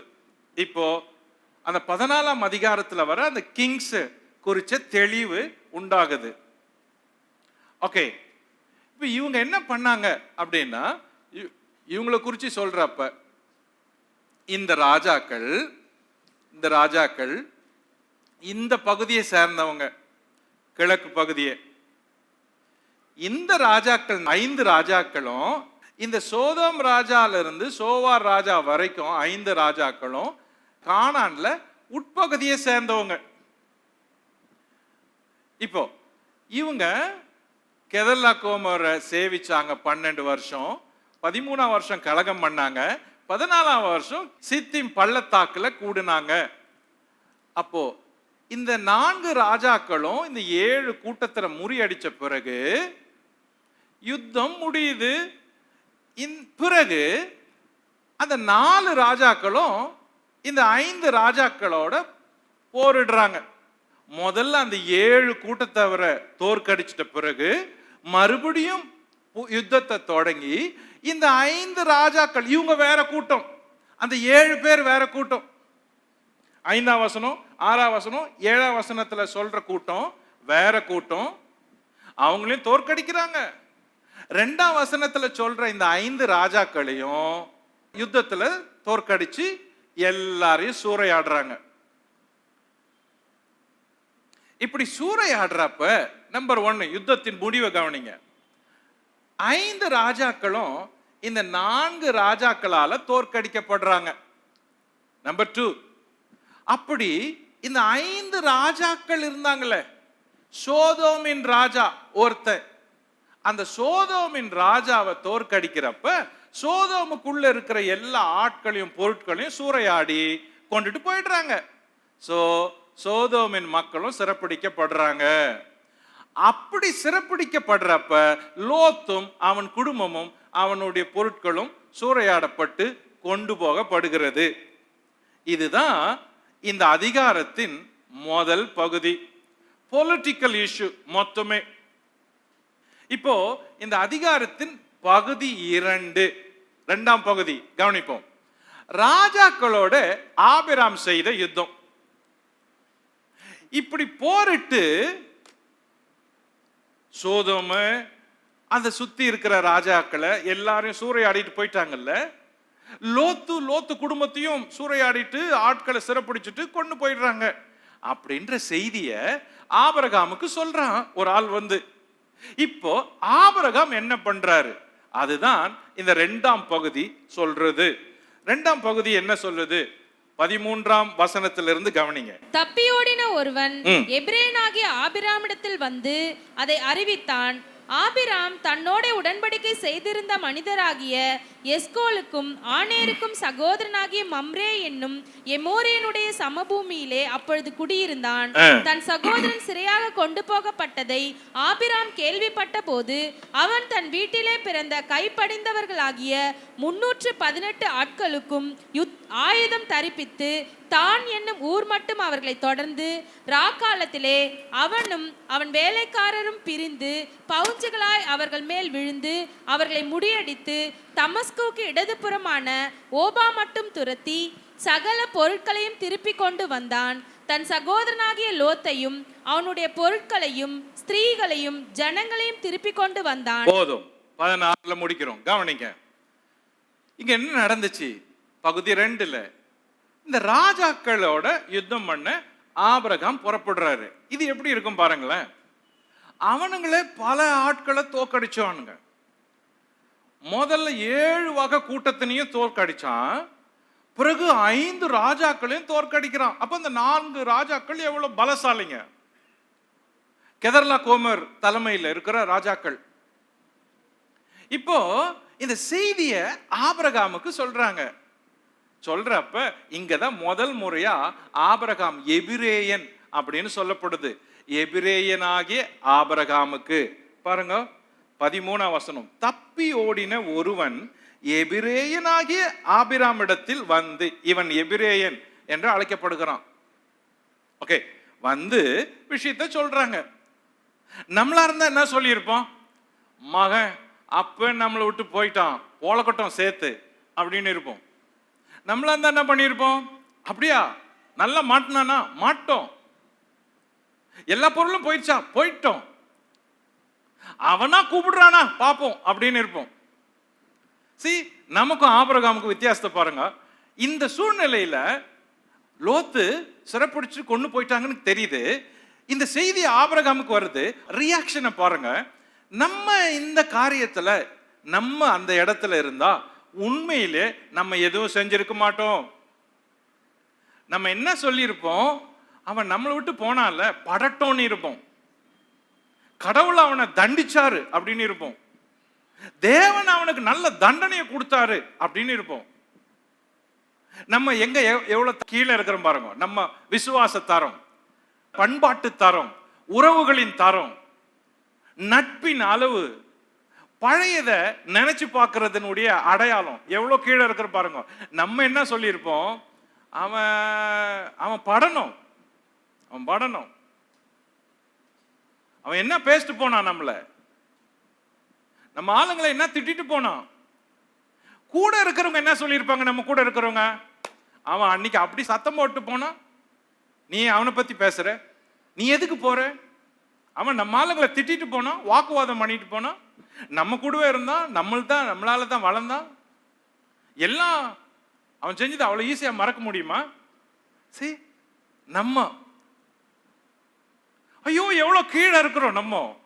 அவரு செய்தியை கேட்டதும் அந்த ராஜாக்கள் பெரிய ராஜாக்கள், பெரிய ராஜாக்கள், பலசாலிகள்.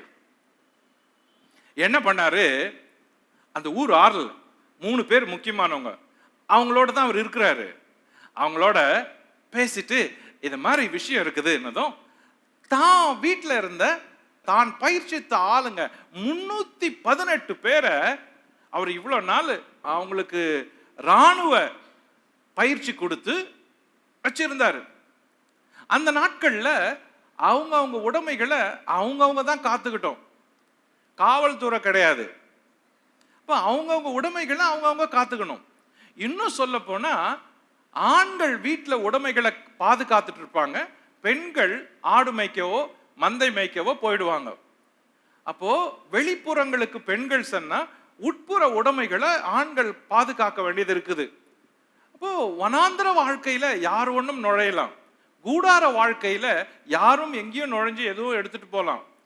ஸோ இந்த சூழ்நிலையில ஆபிரகாம் அந்நிய தேசத்துல தன்னோட இருந்த ஆட்களை சேகரிச்சு பயிற்சித்து பாதுகாக்கிறது வச்சிருந்த 318 பேருக்கிட்ட இப்ப பேசுறாரு. இது பாரு, நம்ம எல்லாம் இங்க இருக்கிறோம், அந்த ராஜாக்கள் நம்ம ஆளுங்களை பிடிச்சிட்டு போயிட்டான். இப்ப நம்ம ஒரு பிளான் பண்றோம், 2ல 1 நம்ம எல்லாம் கிளம்பி போறோம், போய் நம்ம லோத்துவை மீட்டுட்டு வரோம், அதுதான் நம்ம டார்கெட் அப்படின்னு பேசுறாங்க. கூட இருக்கிறவங்க எல்லாரும் ஓகே போலாம் அப்படின்னு கிளம்புறாங்க. இதுல 2 காரியத்தை கவனிங்க. ஒண்ணு, லோத்துக்காக ஆபிரகாம் புறப்பட்டது. இன்னொன்னு, இந்த ராணுவம் இருக்குது, அவர் பயிற்சித்த 318 பேரு. இந்த ஆட்கள் என்ன சொல்லி இருப்பாங்க, ஐயா அவங்க எவ்வளவு பெரிய ஆளுங்க, அவனுங்க எவ்வளவு சக்தி வாய்ந்தவங்க, எவ்வளவு பலசாலிங்க, ஏற்கனவே 7 கூட்டத்தை தோற்கடிச்சு அப்புறம் 5 ராஜாக்களையும் சூறையாடி அவங்களையும் தோற்கடிச்சிருக்கிறான், நம்ம போய் 318 பேர் போய் என்னத்தை பண்ணுவோம், இப்படிதான் சொல்லி இருப்பாங்க. நம்மள மாதிரி 318 பேர் இருந்திருந்தா யோசித்து பாருங்க, நம்ம அந்த 318 பேரா நாம இருந்திருந்தா என்னெல்லாம் சொல்லி இருப்போம், இதைத்தான் சொல்லி இருப்போம். வேணாயா, எதுக்கு வம்பு, நம்ம இருக்கிறதே கொஞ்சம் பேரு, அப்படிதான் சொல்லி இருப்போம். சரி, நம்மளுடைய தரம், தைரியம். அப்ப இந்த இடத்துல முக்கியமா ஒண்ணு ஓங்கி நிக்குது, நீ விசுவாசியா இருந்தா மட்டும் போதாது, நீ தைரியசாலியாவும் இருக்கணும், அதான் முக்கியம். இததான் பேதுரு எழுதுறாரு, விசுவாசத்தோடு தைரியத்தையும் கூட்டி வழங்குங்கள் அப்படின்னு. அப்போ விசுவாசிக்கு தைரியம் இருக்கணும், பேச, ஃபேஸ் பண்ண, நடக்க, போக. நீங்க தப்பு செய்யல, யாருக்காகவும் பேச போறீங்க, உதவி செய்ய போறீங்க, அப்போ நீங்க தைரியத்தோட போய் பேசணும். அது காவல்துறையா இருக்கட்டும், நீதிமன்றமா இருக்கட்டும், அரசியல்வாதியா இருக்கட்டும், நீங்க ஒரு நியாயத்தை கேட்கறதுக்கு முன் வரணும். கிறிஸ்தவங்க எப்படி தெரியுமா, ஒதுங்கிடுவாங்க. நமக்கு எதுக்கு வம்பு, ஒதுங்கிடுவோம், யார் வம்புக்கும் போக மாட்டோம். அதே நேரத்தில் நமக்குன்னு வந்தாதான் யோசிப்போம். அது ரொம்ப கெட்ட பழக்கம். இங்க ஆபிரகாம் விசுவாசி, ஆனா தைரியசாலி. 318 பேரும் கிளம்பி போய் யுத்தம் செய்யறாங்க. நான் நினைக்கிறேன் இது உண்மையிலேயே சின்ன கூட்டமா இருக்கும், ஆனா இந்த யுத்தத்துல தேவனும் பங்கேற்றிருப்பாரு. இல்லாட்டி அவ்வளவு பெரிய ராஜாக்களை போய் பலசாலிகள் அவனுங்க அவ்வளவு பெரிய தோற்கடிச்சா அவனுங்களை போய் இவங்க எப்படி செதறடிக்க முடியும்? அப்போ நம்ம விசுவாசத்தோட தைரியத்தோட ஒரு காரியத்தை செய்ய துவங்குறப்ப தேவன் நமக்காக யுத்தம் பண்றாரு, உனக்காக யுத்தம் பண்றாரு. நீ விசுவாசத்தோட தைரியத்தோட கிளம்புறப்ப கர்த்தரும் பட்சத்தில் இருக்கிறாரு. உனக்கு விரோதமாய் இருப்பவன் யார்? ஓகே, கவனிப்போம். போறாங்க 14, 15. தன் சகோதரன் சிறையாக கொண்டு போகப்பட்டதை ஆபிராம் கேள்விப்பட்ட போது அவன் தன் வீட்டில் பிறந்த கைப்படிந்தவர்களாகிய, அதாவது இராணுவ பயிற்சி கொடுக்கப்பட்டிருந்தவர்களாகிய இவர்கள் 318 ஆட்களும் ஆயுதம் தரிப்பித்து தான் என்னும் ஊர் மட்டும் அவர்களை தொடர்ந்து ராக்காலத்திலே அவனும் அவன் வேலைக்காரரும் பிரிந்து பவுஞ்சிகளாய் அவர்கள் மேல் விழுந்து அவர்களை முறியடித்து தமஸ்குவுக்கு இடது புறமாக ஓபா மட்டும் துரத்தி சகல பொருட்களையும் திருப்பி கொண்டு வந்தார்கள். தன் சகோதரனாகிய லோத்தையும் அவனுடைய பொருட்களையும் ஸ்திரீகளையும் ஜனங்களையும் திருப்பி கொண்டு வந்தார்கள். அப்ப லோத்து சோதோமுக்கு வெளியே ரிச் மேனா இருக்கிறாரு, உடைமைகளும் வீடும் வாசலும் ஆஸ்தியோடும். அதனால அதுவும் போயிடுச்சு, திருப்பி கொண்டு வராங்க. இப்ப எப்படி இருந்திருக்கும்? 2 பேரும் பிரிஞ்சு போனப்ப எப்படி இருந்திருப்பாங்க? இப்ப 2 பேருக்கும் யாரும் கூடுறாங்க, யாரும் இவங்களை முயற்சிக்கல. போய் யுத்தம் செஞ்சு அவங்கள கூப்பிட்டு குதிரையில ஏத்தி ஒட்டகத்துல ஏத்தி ஜனங்களை ஏத்தி பாதுகாத்து திரும்பி கையெல்லாம் தொடச்சிட்டு லோத்தை பார்த்தா எப்படி இருக்கும்? லோத்து பேசி இருக்க மாட்டான், அழுது இருப்பான். அண்ணா மாமா நீங்க எவ்வளவு செய்வீங்கன்னு நான் நினைக்கல, இவ்வளவு நீங்க எனக்காக முயற்சிப்பீங்கன்னு நினைக்கல. ராத்திரியெல்லாம் எனக்காக யுத்தம் பண்ணீங்க, ராத்திரியெல்லாம் அந்த ராஜாக்களை துரத்தடிச்சு உயிரை கையில பிடிச்சிட்டு உங்க ஆட்களெல்லாம் கூட்டு வந்து. சோ இது கிரகிக்க முடியல. இதுதான் அன்புல திருப்பி அடிக்கிறதுன்றது. எதுல? அன்பால திருப்பி அடிக்கிறது. இதுதான். இப்போ அன்பு செய்யற மாதிரி வேற எதுவும் கிரியை செய்யாது.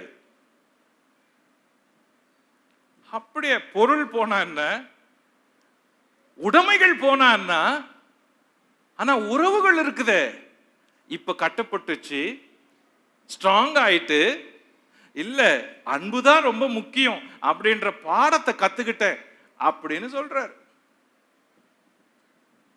அந்த மீட்டிங் எப்படி இருக்கும் பாருங்க.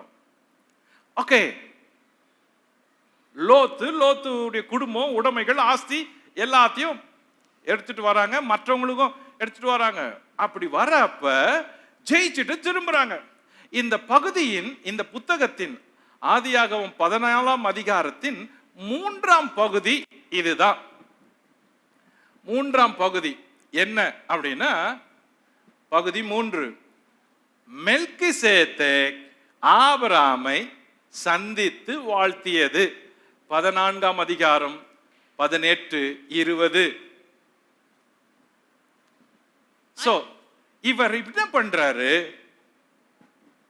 எல்லாத்தையும் முடிச்சிட்டு வரப்ப குறுக்க ஒருத்தர் நிக்கிறாரு. அவர் பேரு மெல்கிசேதேக்கு. சோ மெல்கிசேதேக்கு அப்படின்ற ஒரு நபர் முதல் முறையா இந்த பகுதியில அறிமுகமாகிறாரு. இவர் ரொம்ப முக்கியமானவர், ஆனா விசேஷமானவர். இவர் ஒரு பட்டணத்தின் ராஜா, அதே நேரத்தில் ஆசாரியன். வேதத்துல 3 இடங்கள்ல இவரை பற்றி கூறப்படுகிறது. நம்பர் 1 ஆதியாகமம் 14, 18 முதல் 20 வரை. நம்பர் 2 சங்கீதம் 110, 4. நம்பர் 3 எபிரேயர் 5ஆம் அதிகாரம் 6ஆம் வசனம், 10ஆம் வசனம். எபிரேயர் 6ஆம் அதிகாரம் 20ஆம் வசனம். எபிரேயர் 7ஆம் அதிகாரம் 1 முதல் 22 வசனம். ஆக இந்த 3 பகுதியிலும் இந்த மெல்கிசேதேக்கு என்ற ஒரு நபரை குறிச்சு வேதம் சொல்லுது. இந்த 14ஆம் அதிகாரத்துல the main second character இவர் தான். ஒவ்வொரு சாப்டர்லயும் ஒரு மேஜர் மைனர். இந்த 14ஆம் அதிகாரத்துல மெல்கிசேதேக்கு அவர் தான் ரொம்ப முக்கியமானவர். இவரை பற்றிய குறிப்புகள், மெல்கிசேதேக்கை பற்றிய குறிப்புகள். நம்பர் 1 மெல்கிசேதேக்கு, அந்த பெயரின் பொருள் நீதியின் ராஜா, கிங் ஆஃப் ரைச்சஸ்னஸ். இவர் இருந்த பட்டணம் சாலேம். பின்னாட்கள்ல இது எருசலேம் என்று அழைக்கப்பட்டது. சாலேம் என்றால் பொருள் சமாதானம், பீஸ் என்று பொருள். இதனால இவர் சாலேமின் ராஜா என்றும் அழைக்கப்பட்டார். எபிரேயருக்கு எழுதின நிருபம் 7:2 இவர் நீதியின் ராஜா என்றும் சாலேமின் ராஜா என்றும் அழைக்கப்பட்டார். யாரு? மெல்கிசேதேக்கு. ஏன் அப்படி அழைக்கப்பட்டாரு?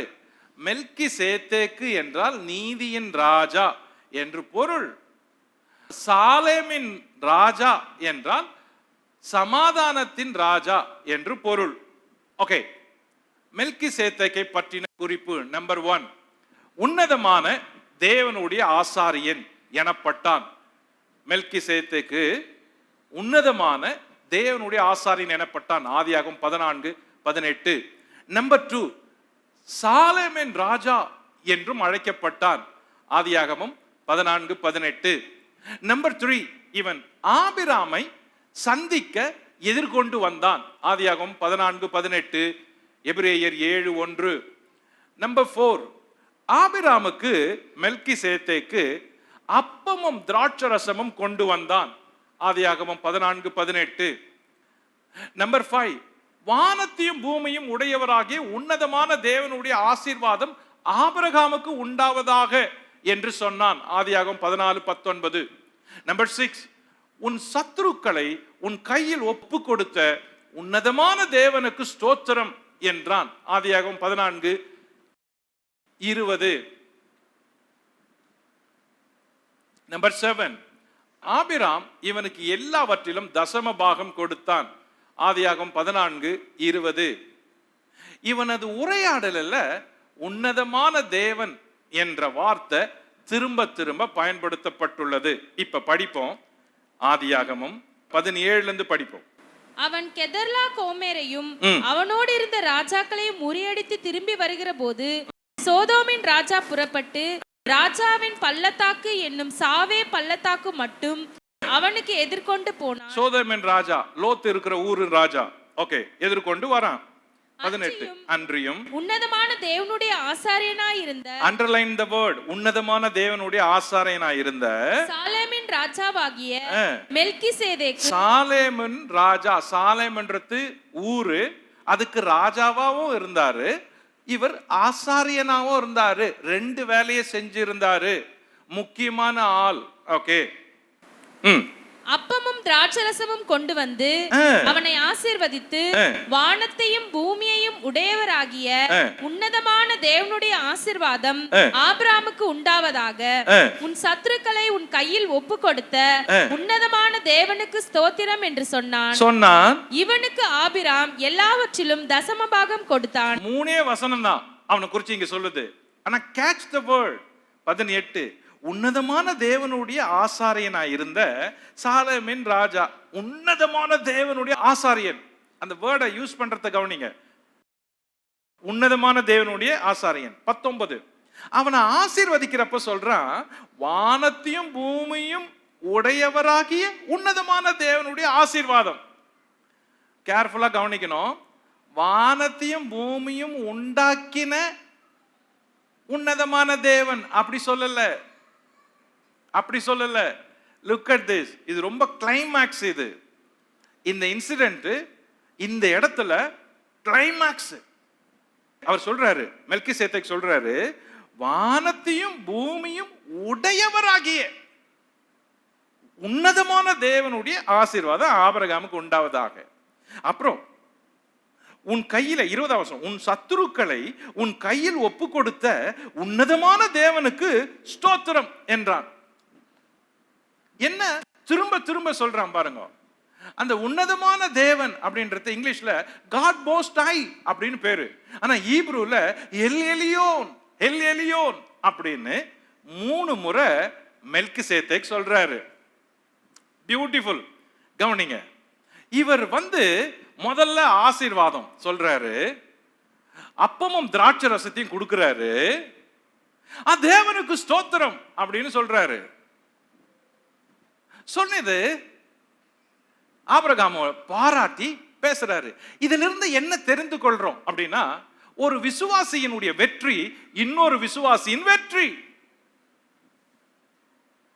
ஒரு கடவுள் பிள்ளையினுடைய ஆசீர்வாதம் வெற்றி, அந்த ஆசீர்வாதத்தின் வெற்றியை இன்னொரு கடவுளுடைய பிள்ளைய அதை பாராட்டி ஆசீர்வதிக்கிறான். இதுதான். ஆனா இங்க இருக்கிற இந்த ரெண்டு பேரும் ஸ்பிரிச்சுவல் பீப்புள். ஆபிராம், மெல்கிசேதேக்கு, ரெண்டு பேருமே தலைவருங்க. அப்படி இருக்கிறப்ப வயசுல பெரிய ஒரு மெல்கிசேதேக்கு வராரு, ஆபிராம பாக்குறாரு. ஆபிராம் அவனை கூப்பிடல, திடீர்னு சந்திக்கிறாரு. இவரே கேட்டுட்டு வராரு, மெல்கிசேதேக்கை கேட்டுட்டு வந்து, Abram, Abram, well done man, well done. நீயா புறப்பட்டு, நீயா போய் ராஜாக்களோட யுத்தம் பண்ணி ஜெயிச்சுட்டு வந்துட்ட. உன்னதமான தேவன் உன்னை ஆசீர்வதிப்பாரு. உன்னதமான தேவனுக்கு ஸ்தோத்திரம். வானத்தையும் பூமியும் உடையவரான உன்னதமான தேவன் உனக்கு எல்லாத்தையும் கொடுப்பாரு அப்படின்னு சொல்லி ஆசீர்வதிக்கிறான். இதை கேட்டதுமே அவருக்கு ஆபிரகாம் எல்லாவற்றிலும் தசமபாகம் கொடுக்கிறான். பாருங்க, ரெண்டு பேருமே கொடுக்கிறவங்க, ரெண்டு பேருமே, ரெண்டு லீடர்ஸுமே கொடுக்கிறவங்க. மெல்கிசேதேக்கும் அப்பமும் திராட்சரசமும் கொண்டு வராரு, ஆசீர்வாதம் கொடுக்கிறாரு, சமாதானம் கூறுறாரு, ஸ்தோத்திரம் சொல்றாரு. ஏன் தெரியுமா? ஆபிராம் உன்னுடைய வெற்றி என்னுடைய வெற்றி, ஆபிராம் உன்னுடைய வெற்றி தேவனுடைய வெற்றி, அதனால நீ கூப்பிடாதே நான் வந்துட்டேன் அப்படின்னு சொல்றாரு. அதனால இந்த சந்தோஷத்துல நானும் பங்கேற்கிறேன் அப்படின்றாரு. பாருங்க எவ்வளவு ஒரு பெரிய சந்தோஷம், எவ்வளவு ஒரு பெரிய சந்தோஷம். சபையில காட்டேஜ் பிரேயருக்கு, குடும்ப ஜபத்துக்கு வாங்கன்னா எல்லாரும் வரதில்ல. ஏன்னா அது அவங்க வீட்டு ஜபம் அப்படின்னு நின்னுடுறோம். ஒருத்தர் சபை உறுப்பினர் விசுவாசி ஹாஸ்பிட்டல் அட்மிட் ஆயிருக்கிறாரு அப்படின்னு சொல்லி இருந்தா அவர் நமக்கு தெரியாது அப்படின்னு சொல்லி நம்ம ஒதுங்கிடுறோம். சபையில ஒருத்தருடைய மரணம் அப்படின்னு சொன்னா சர்ச்சில் ஏதோ ஒரு டெத்து போல அப்படின்னு சொல்லிட்டு அவங்க நமக்கு தெரியாது அப்படின்னுடுறோம். ஆனா ஆள் முகமே தெரியல, மெல்கிசேதேக்கு வந்துட்டாரு, ஆபிராம பாக்குறாரு. ஆபிராம் உன் வெற்றி என் வெற்றி, ஆபிராம் உன்னுடைய வெற்றி தேவனுடைய வெற்றி, ஆபிராம் இதோ அப்பமும் திராட்சரசம் சாப்பிடு, உன்னை கனம் பண்ண வந்த, உன்னை பாராட்ட வந்த, உனக்காக தேவனை ஸ்தோத்திரிக்க வந்த, உன்னை நினைச்சு ஆசீர்வதிக்க வந்த. Spiritual quality, spiritual people, spiritual leaders எப்படி இருக்கிறாங்க பாருங்க. ஆபிரகாம் அதை வாங்கிட்டு சும்மா இல்ல, எல்லாவற்றிலும் தசமபாகம் கொடுத்தான். அப்போ கொடுக்கணும்ன்ற எண்ணம் தலைவர்களுக்கு இருக்குது. கொடுக்கணும்ன்ற எண்ணம் எதுக்குமே அவங்கள சேர்க்கணும்ன்ற எண்ணம் இல்லை, கொடுக்கணும்ன்ற எண்ணம் ஆட்டோமேட்டிக்கா இருக்குது. ஆசீர்வாதத்தை கொடுக்கணும், சமாதானத்தை கொடுக்கணும், பொருளை கொடுக்கணும், நேரத்தை கொடுக்கணும், சந்தோஷத்தை கொடுக்கணும், வெற்றியில பங்கெடுக்கணும். எவ்வளவு அழகா இருக்குது பாருங்க. இதே இடத்துல சோதோமின் ராஜா இருக்கிறான், அவனும் வரான். இதுதான் கிளைமாக்ஸிங்க. சோதோமின் ராஜா வரான். ஏன்னா சோதோம் ரிச் பீப்புள் இருக்கிற ஊரு, பாவம் செய்யற மக்களா யார் செய்வா? Rich people. பொருட்கள் ஆஸ்திகள் இருந்தது, செழிப்பான ஊரு. அப்படி இருக்கிறப்ப சோதோமின் ராஜா வந்து ஆபிரகாம் கிட்ட நிக்கிறான். என்ன சொல்றான்? Thank you sir, thank you sir, thank you sir, sir thank you sir, பொருளெல்லாம் நீங்க எடுத்துங்க, ஜனத்தெல்லாம் எனக்கு கொடுத்துருங்க சார் அப்படின்றான். இவன் என்ன நினைச்சான்? சோதோமின் ராஜா, இவர் நம்ம செய்யல, ஆனா நமக்காக இவர் வந்தாரு, ஆட்கள் எல்லாம் திரட்டி எட்டு வந்தாரு, பங்கு கேட்பாரோ, லஞ்சம் கேட்பாரோ, பொருள் கேட்பாரோ, பணம் கேட்பாரோ அப்படின்னு ராஜா நினைக்கிறான். ராஜா நினைக்கிறான்.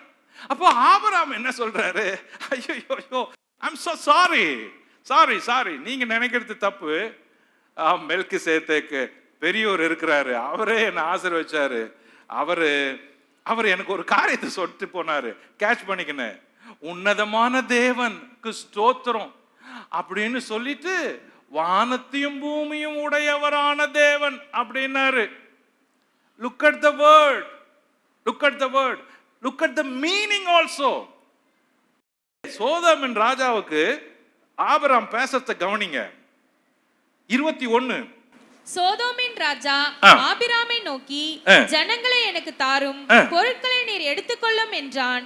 அதற்கு ஆபிராம் சோதோமின் ராஜாவை பார்த்து, ஆபிராமை ஐஸ்வர்யவானாக்கினேன் என்று நீ சொல்லாதபடிக்கு நான் ஒரு சரட்டையாகிலும் பாதரட்சியின் வாரையாகிலும் உமக்கு உண்டானவைகளில் யாதொன்றையாகிலும் எடுத்துக்கொள்ளேன் என்று வானத்தையும் பூமியையும் வானத்தையும் பூமியும் உடையவராகிய செகண்ட் டைம் இத சொன்னது மெல்கிசேதேக்கு 19ஆம் வசனத்துல சொல்றாரு, வானத்தையும் பூமியும் உடையவராகிய உன்னதமான தேவன். இப்போ ஆபிரகாம் சொல்றாரு, வானத்தையும் பூமியும் 23ஆம் வசனம், வானத்தையும் பூமியும் உடையவராகிய உன்னதமான தேவனாகிய கர்த்தருக்கு நேராய் என் கைய உயர்த்துறேன் அப்படின்னு சொல்றாரு. என்ன மீனிங்ல சொல்றாரு? போய் யுத்தம் பண்ணாரு இல்ல, யுத்தம் பண்ணிட்டதும் சோதம் ராஜா வர, ஐயோ ஜெயிச்சுட்டு வந்துட்டாரு, அவருக்கு நம்ம ஏதாவது செய்யணும், ஏதாவது கேட்பாரோ, பொருள் கேட்பாரு, எப்படி இருந்தாலும் பொருள் கேட்பாரு, பணம் கேட்பாரு அப்படின்னு நினைச்சான். ஆபிரகாம் நிக்கிறாரு, சொல்றாரு, எனக்கு எதுக்கு பொருள், நான் என்ன பணத்துக்காக இதை செஞ்சேன், நீர் எனக்கு ஒரு பொருளை கொடுத்து அந்த ஆஸ்தி எல்லாம் நான் கொண்டு போனா நீர் என்ன சொல்லுவீர், என்ன நீர் ஐஸ்வர்யமாக்குனீர் சொல்லுவீர். ஆனா ஒண்ணு தெரியுமா, வானத்தையும் பூமியும் உடையவரான உன்னதமான தேவன் இருக்கிறாரு, அவர்தான் என்ன ஐஸ்வர்யமாக்குறவரு, நீர் இல்ல, நீர் இல்ல சார் அப்படின்றான். அந்த வேர்ட்ல என்ன பொருள் தெரியுமா, தேவனே நான் போய் யுத்தம் பண்ணி சேர்த்த பொருள் கொஞ்சம், நான் யுத்தம் பண்ணி கொண்டு வந்த பொருளை விட நீர் எப்படிப்பட்டவர் தெரியுமா, வானத்தையும் பூமியை சிருஷ்டித்தவர் இல்ல, அது வேற, வானத்துமே உம்முடையது, பூமியே உம்முடையது, வானத்தையும் பூமியை நீர் வச்சிருக்கிறீர் ஐயா, நீர் என்ன ஐஸ்வர்யமாக்குறது தான் பெருசு, இது ரொம்ப சிறுசு, சோதம் ராஜா என்னையா ஐஸ்வர்யமாக்கணும். ஆகையினால அவன் சொல்றான், சார் என் கையை துடைக்கிற ஒரு டாயின் கூட இல்ல சார், வேண்டாம், ஏன்னா நான் அதுக்கு வரல, உங்க ஜனம் எடுத்துக்கங்க, உங்க பொருள் எடுத்துக்கங்க, என்ன ஐஸ்வர்யமாக்குறவர் வானத்தின் ஓனர், பூமியின் ஓனர், அவர் தான் என்ன ஐஸ்வர்யமாக்குறவர். வாலிபருங்க யூஸ் பண்ணாங்க, அவங்க யுத்தம் பண்ணாங்க, அவங்க சாப்பிட்டுன்னு இருக்கிறாங்க. என் கூட 3 பேரு நான் இருக்கிற ஊர்ல இருந்து வந்தோம், அந்த 3 பேரு கொஞ்சம் சேரணும், அவங்களுக்கு என்ன சேரணுமோ அதை கொடுத்துருங்க அப்படின்னு சொல்லி கையை தட்டிட்டு தேங்க்யூ அப்படின்ட்டு வெறுங்கையோடு திரும்புறாரு. எங்க போய் சொல்றது, இப்படி ஒரு தலைவனா, இப்படி ஒரு தகப்பனா, விசுவாச தகப்பன். ஐயோ, தாலுகா ஆபீஸ் போனா 10 ரூபாய்க்கும் 100 ரூபாய்க்கும் லஞ்சம் வாங்குற ஒரு தேசமா இருக்குது. அரசாங்க அலுவலகத்துக்கு போனா எல்லாத்துக்கும் லஞ்சம், அமைச்சர்ல இருந்து லஞ்சம், அதிகாரியில இருந்து லஞ்சம், கீழே வேலை செய்யற பியூன்ல இருந்து லஞ்சம், லஞ்சம் வாங்கி ஐஸ்வர்யவானா மாறணும்னு நினைக்கிற நீ செழிப்பியா சொல்லு. ஆனா இங்க ஒருத்தர் சொல்றான், ஜெயிச்சுட்டு வந்தவன் சொல்றான், கொடுத்தாலும் வானான்னு சொல்றான், எனக்கு வேண்டாம், ஒரு டாயின் கூட வேண்டாம், என் கையை சுத்தம் உயர்த்துற என்ன ஐஸ்வர்யவான ஆக்குறவரு, வானத்துக்கும் பூமிக்கும் ஓனர், உடையவர். லஞ்சம் வாங்குறவனே நீ சபிக்கப்பட்டவன். என் செய்தியை தொலைக்காட்சியில கேட்கிற அரசாங்க அதிகாரியா இருக்கலாம், அரசாங்கத்தில் இருக்கலாம், நீ லஞ்சம் வாங்கினா நீ செழிக்க மாட்ட, சாபம் மேல வரும். கிறிஸ்தவனே, நீ அநியாயத்துக்கு துணை போனீனா, பணத்துக்காக துணை போனீனா, நீ விசுவாசியா இருந்து லஞ்சம் வாங்கினா சாபம் வரும், நீ செழிக்க மாட்ட. தோ தகப்பன் ஆபிரகாம், விசுவாசிகளின் தகப்பன் ஆபிரகாம் கையை தட்டிட்டு சொன்னாரு, வானத்தையும் பூமியும் உடையவராகிய அந்த தேவன் என்ன ஐஸ்வர்யவன் ஆக்கட்டும். சோதோமின் ராஜா அல்ல, யுத்தம் செஞ்ச பொருட்கள் அல்ல, மீட்டு கொண்டு வந்த பொருட்கள் அல்ல அப்படின்னு சொல்றான். இந்த இடத்துல மெல்கிசேதேக்கு கவரப்படுற தலைவனா இருக்கிறாரு, முக்கியமான நபரா இருக்கிறாரு. இவரை குறிச்சு வேதம் சொல்றப்ப இந்த பாடத்தை ஆபிரகாம் மெல்கிசேதேக்கு கிட்ட இருந்து கத்துக்கிறாரு. அந்த மெல்கிசேதேக்கு மிக முக்கியமா கவனிக்கப்படுறவரா இருக்கிறாரு. இது நடக்கிறது கிமு 2000. இந்த சம்பவம் மெல்கிசேதேக்கு ஆபிரகாமை சந்திக்கிறது கிமு 2000. இந்த மெல்கிசேதேக்கை குறித்து தாவீது எழுதுறாரு 110 சங்கீதம் 4 வசனத்துல, மெல்கிசேதேக்கின் முறையின்படி என்றென்றும் ஆசாரியரானார், நிரந்தரமானார், மனம் மாறாமல் இருப்பார்னு தாவீது இந்த மெல்கிசேதேக்கை குறித்து சொல்றப்ப கிமு 1000. எபிரேய ஆக்கியோன் இவரை குறித்து பேசுறப்ப கிபி 60. ஆக இந்த மெல்கிசேதேக்கு ஆல்மோஸ்ட் 2000 வருஷமா முக்கிய நபரா கவனிக்கப்படுறாரு. 2000 வருஷமா ஆபிரகாம் காலத்திலிருந்து எபிரேய ஆக்கியோன் எழுதுற வரைக்கும் இந்த மெல்கிசேதேக்கு கிறிஸ்துவுக்கு முன் அடையாளமா பேசப்படுறாரு. இந்த மெல்கிசேதேக்கு முக்கியமான நபரா இருக்கிறாரு. இந்த குறிப்பை மட்டும் சொல்றேன், சொல்லி முடிக்கிறேன், கவனிங்க. மெல்கிசேதேக்கு கிறிஸ்துவின் அடையாளம். பழைய ஏற்பாட்டு காலத்துல மெல்கிசேதேக்கு ஆசாரியனா இருந்தாரு. புதிய ஏற்பாட்டு காலத்துல அவருக்கு இணையாக அவரை போல ஒரு ஆசாரிய முறைமைக்கு கிறிஸ்து வர்றாரு. இப்போ மெல்கிசேதேக்கும் கிறிஸ்துவும் எபிரேய நிருபம் இவங்க 2 பேரையும் ஒப்பிட்டு பேசுது. நம்பர் 1, தாவீது மெல்கிசேதேக்கின் முறையின்படி கிறிஸ்து என்றென்றும் ஆசாரியராய் இருக்கிறார் என்றான். சங்கீதம் 110:4. இதை எபிரேய ஆக்கியோன் குறிப்பிட்டுள்ளான். எபிரேயர் 5:6-10. நம்பர் 2, மெல்கிசேதேக்கை பற்றி விவரமாய் பேசலாம், ஆனால் அதை எல்லாரும் விளங்கிக் கொள்ள இயலாது என எபிரேய ஆக்கியோன் கூறியுள்ளான். எபிரேயர் 5:11. நம்பர் 3, மெல்கிசேதேக்கின் முறைமையின்படி இயேசு பிரதான ஆசாரியன் என்ற நாமம் தரிக்கப்பட்டார். எபிரேயர் 5:10. நம்பர் 4, மெல்கிசேதேக்கின் முறைமையின்படி இயேசு நித்திய பிரதான ஆசாரியராய் திரைக்குள் பிரவேசித்தார். எபிரேயர் 6:20. நம்பர் 5, மெல்கிசேதேக்கின் முறைமையின்படி இயேசு அழியாத ஜீவனுக்குரிய ஆசாரியரானார். எபிரேயர் 7:17. நம்பர் 6, மெல்கிசேதேக்கின் முறைமையின்படி இயேசு என்றென்றைக்கும் ஆசாரியரானார். எபிரேயர் 7:20. நம்பர் 7, மெல்கிசேதேக்குக்கு வம்சம் வரலாறு இல்லாதவன். எபிரேயர் 7:3. எபிரேயர் 7:3 என்ன சொல்லுது? இவன் தாயும் தந்தையும் இல்லாதவன், வம்ச வரலாறு இல்லாதவன் சொல்லுது. அதை படிக்கிறப்ப தாயும் தந்தையும் இல்லாதவன் அப்படின்னு நினைச்சுக்க கூடாது.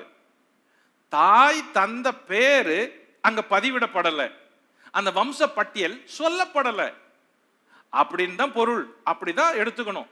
அந்த மாதிரி வம்ச வரலாறு இல்ல. ஆனா இவன் வம்ச வரலாறு இல்லாதவனா திடீர்னு வராரு. நம்பர் 8, மெல்கிசேதேக்கு தேவனுடைய குமாரனுக்கு ஒப்பானவராய் என்றென்றைக்கும் ஆசாரியராய் நிலைத்திருக்கிறார். எபிரேயர் 7:3. நம்பர் 9, மெல்கிசேதேக்கு மிகவும் பெரியவனாக பார்க்கப்பட்டான். எபிரேயர் 7:4. இவன் எவ்வளவு பெரியவன் பாருங்கள் அப்படின்னது. நம்பர் 10, கோத்திர தலைவன் ஆபிராமே இவனுக்கு தசம பாகம் கொடுத்தான். எபிரேயர் 7:4. நம்பர் 11, இயேசு ஆரோனின் முறைமையின்படி அல்லாமல் மெல்கிசேதேக்கின் முறைமையின்படி அழைக்கப்பட்ட ஆசாரியரானார். எபிரேயர் 7:11. நம்பர் 12, இயேசு மெல்கிசேதேக்குக்கு ஒப்பான ஆசாரியராய் எழுப்பப்பட்டார். எபிரேயர் 7:15. சோதோமின் ராஜா சந்தித்ததுக்கும் சாலமின் ராஜா சந்தித்ததுக்கும் எவ்வளவு வித்தியாசம் இருக்கு பாருங்க. ஆதியாகமம் 14ஆம் அதிகாரம் 4ஆம் பகுதி சோதோமின் ராஜா ஆபிரகாமை சந்தித்தது. அதை சொல்லி அவன் என்ன பேசினான்னு சொல்லி முடிக்குது. 24ஆம் வசனம் சொல்லுது, வாலிபர் சாப்பிட்டது போக என்னுடனே வந்த ஆனேர், எஸ்கோல், மம்ரே என்னும் புருஷனுடைய பங்கு மாத்திரமே வர வேண்டும், இவர்கள் தங்கள் பங்கை எடுத்துக்கொள்ளட்டும் என்றான். ஆபிரகாம் ஒன்றும் வாங்கல, சமாதானத்தோட தேவனுடைய ஆசீர்வாதத்தோட திரும்பவும் அவர் ஊருக்கு போறாரு. சாப்டர் 14 இவ்வளோ செய்திகளை உள்ளடக்கி உள்ளது. அரசியல் சார்புள்ள செய்தி, மெல்கிசேதேக்கு உடைய செய்தி, ராஜாக்கள் உடைய செய்தி, யுத்தத்தின் செய்தி, பொருளை குறித்த செய்தி, கொடுப்பதை குறித்த செய்தி, எடுப்பதை குறித்த செய்தி. ஆக தேவன் நம்ம எல்லாரையும் ஆபிரகாமை போல, அவரை போல வாழவும் நடக்கவும் கிருபை செய்வாராக. ஜெபம் பண்ணுவோம். பரலோக பிதாவே, இந்த ராத்திரி வேளையில ஆதியாகமத்தில் நாங்கள் படித்த வாசித்த பகுதிகளின்படி எங்கள் வாழ்க்கையும் குடும்பமும், நாங்களும் எங்கள் பிள்ளைகளும் பிள்ளைகளின் பிள்ளைகளும் ஆண்டவரே எங்கள் முற்பிதாவாகிய ஆபிரகாமை போல என்றென்றும் உம்மை சார்ந்து வாழவும் நடக்கவும், எப்பொழுதும் உம்மை பற்றி பிடித்துக் கொள்ளவும் எங்களுக்கு கிருபை தாரும், பலன் தாரும், உதவி செய்யும், அனுக்கிரகம் பண்ணும். இந்த உலகத்தின் மேலே லோத்துவை போல கண்களை நம்பி நாங்கள் முடிவெடுக்காமல் உம்மை நம்பி முடிவெடுக்க, தேவனை சார்ந்து கொள்ள எங்களுக்கு உதவி செய்யும். மெல்கிசேதேக்கை போல எல்லாரையும் ஆசீர்வதிக்க எங்களுக்கு கற்றுத்தாரும். ஆபிராமை போல ஒருவரும் எங்களை முன்னேற்று ஐஸ்வர்யனாக்காதபடி தேவன் மட்டுமே எங்களை ஐஸ்வர்யனாக்க வேண்டும் என்று ஆபிரகாம் சொன்னாரே, அவரை போல நாங்களும் உம்மை சார்ந்து கொள்ள, அந்த வானத்துக்கும் பூமிக்கும் சொந்தக்காரரான முதலாளியான நீர் இங்க இருக்கிற எல்லாரையும் ஆசீர்வதிப்பீராக. அந்த ஆசீர்வாதம் இவர்கள் மேலும் இவர்கள் குடும்பத்தின் மேலும் வருவதாக. மெல்கிசேதேக்கு ஆபிராமை ஆசீர்வதித்தது போல என் சத்தத்தை இவ்வளவு நேரம் கேட்டுக்கொண்டிருக்கிற ஒவ்வொருவரையும் ஆசீர்வதிக்கிறோம் ராஜா. இயேசுவின் நாமத்துல அந்த கிருபையும் சமாதானமும் ஆசீர்வாதம் ஐஸ்வர்யமும் உம்முடைய பிள்ளைகள் ஒவ்வொரு தலையின் மேலும் இப்பொழுதே இறங்குவதாக, அவர்கள் குடும்பங்களிலே இறங்குவதாக, தேவைகளை சந்தித்து வாழ்நாளெல்லாம் களி கூர்ந்து வாழும்படிக்கு செய்வீராக. ஆசீர்வதியும் ஆசீர்வதியும். இந்த நன்மைகளை எடுத்துக் கொள்ளுகிறோம். இயேசுவின் நாமத்தில் ஜெபிக்கிறோம் பிதாவே. ஆமென்.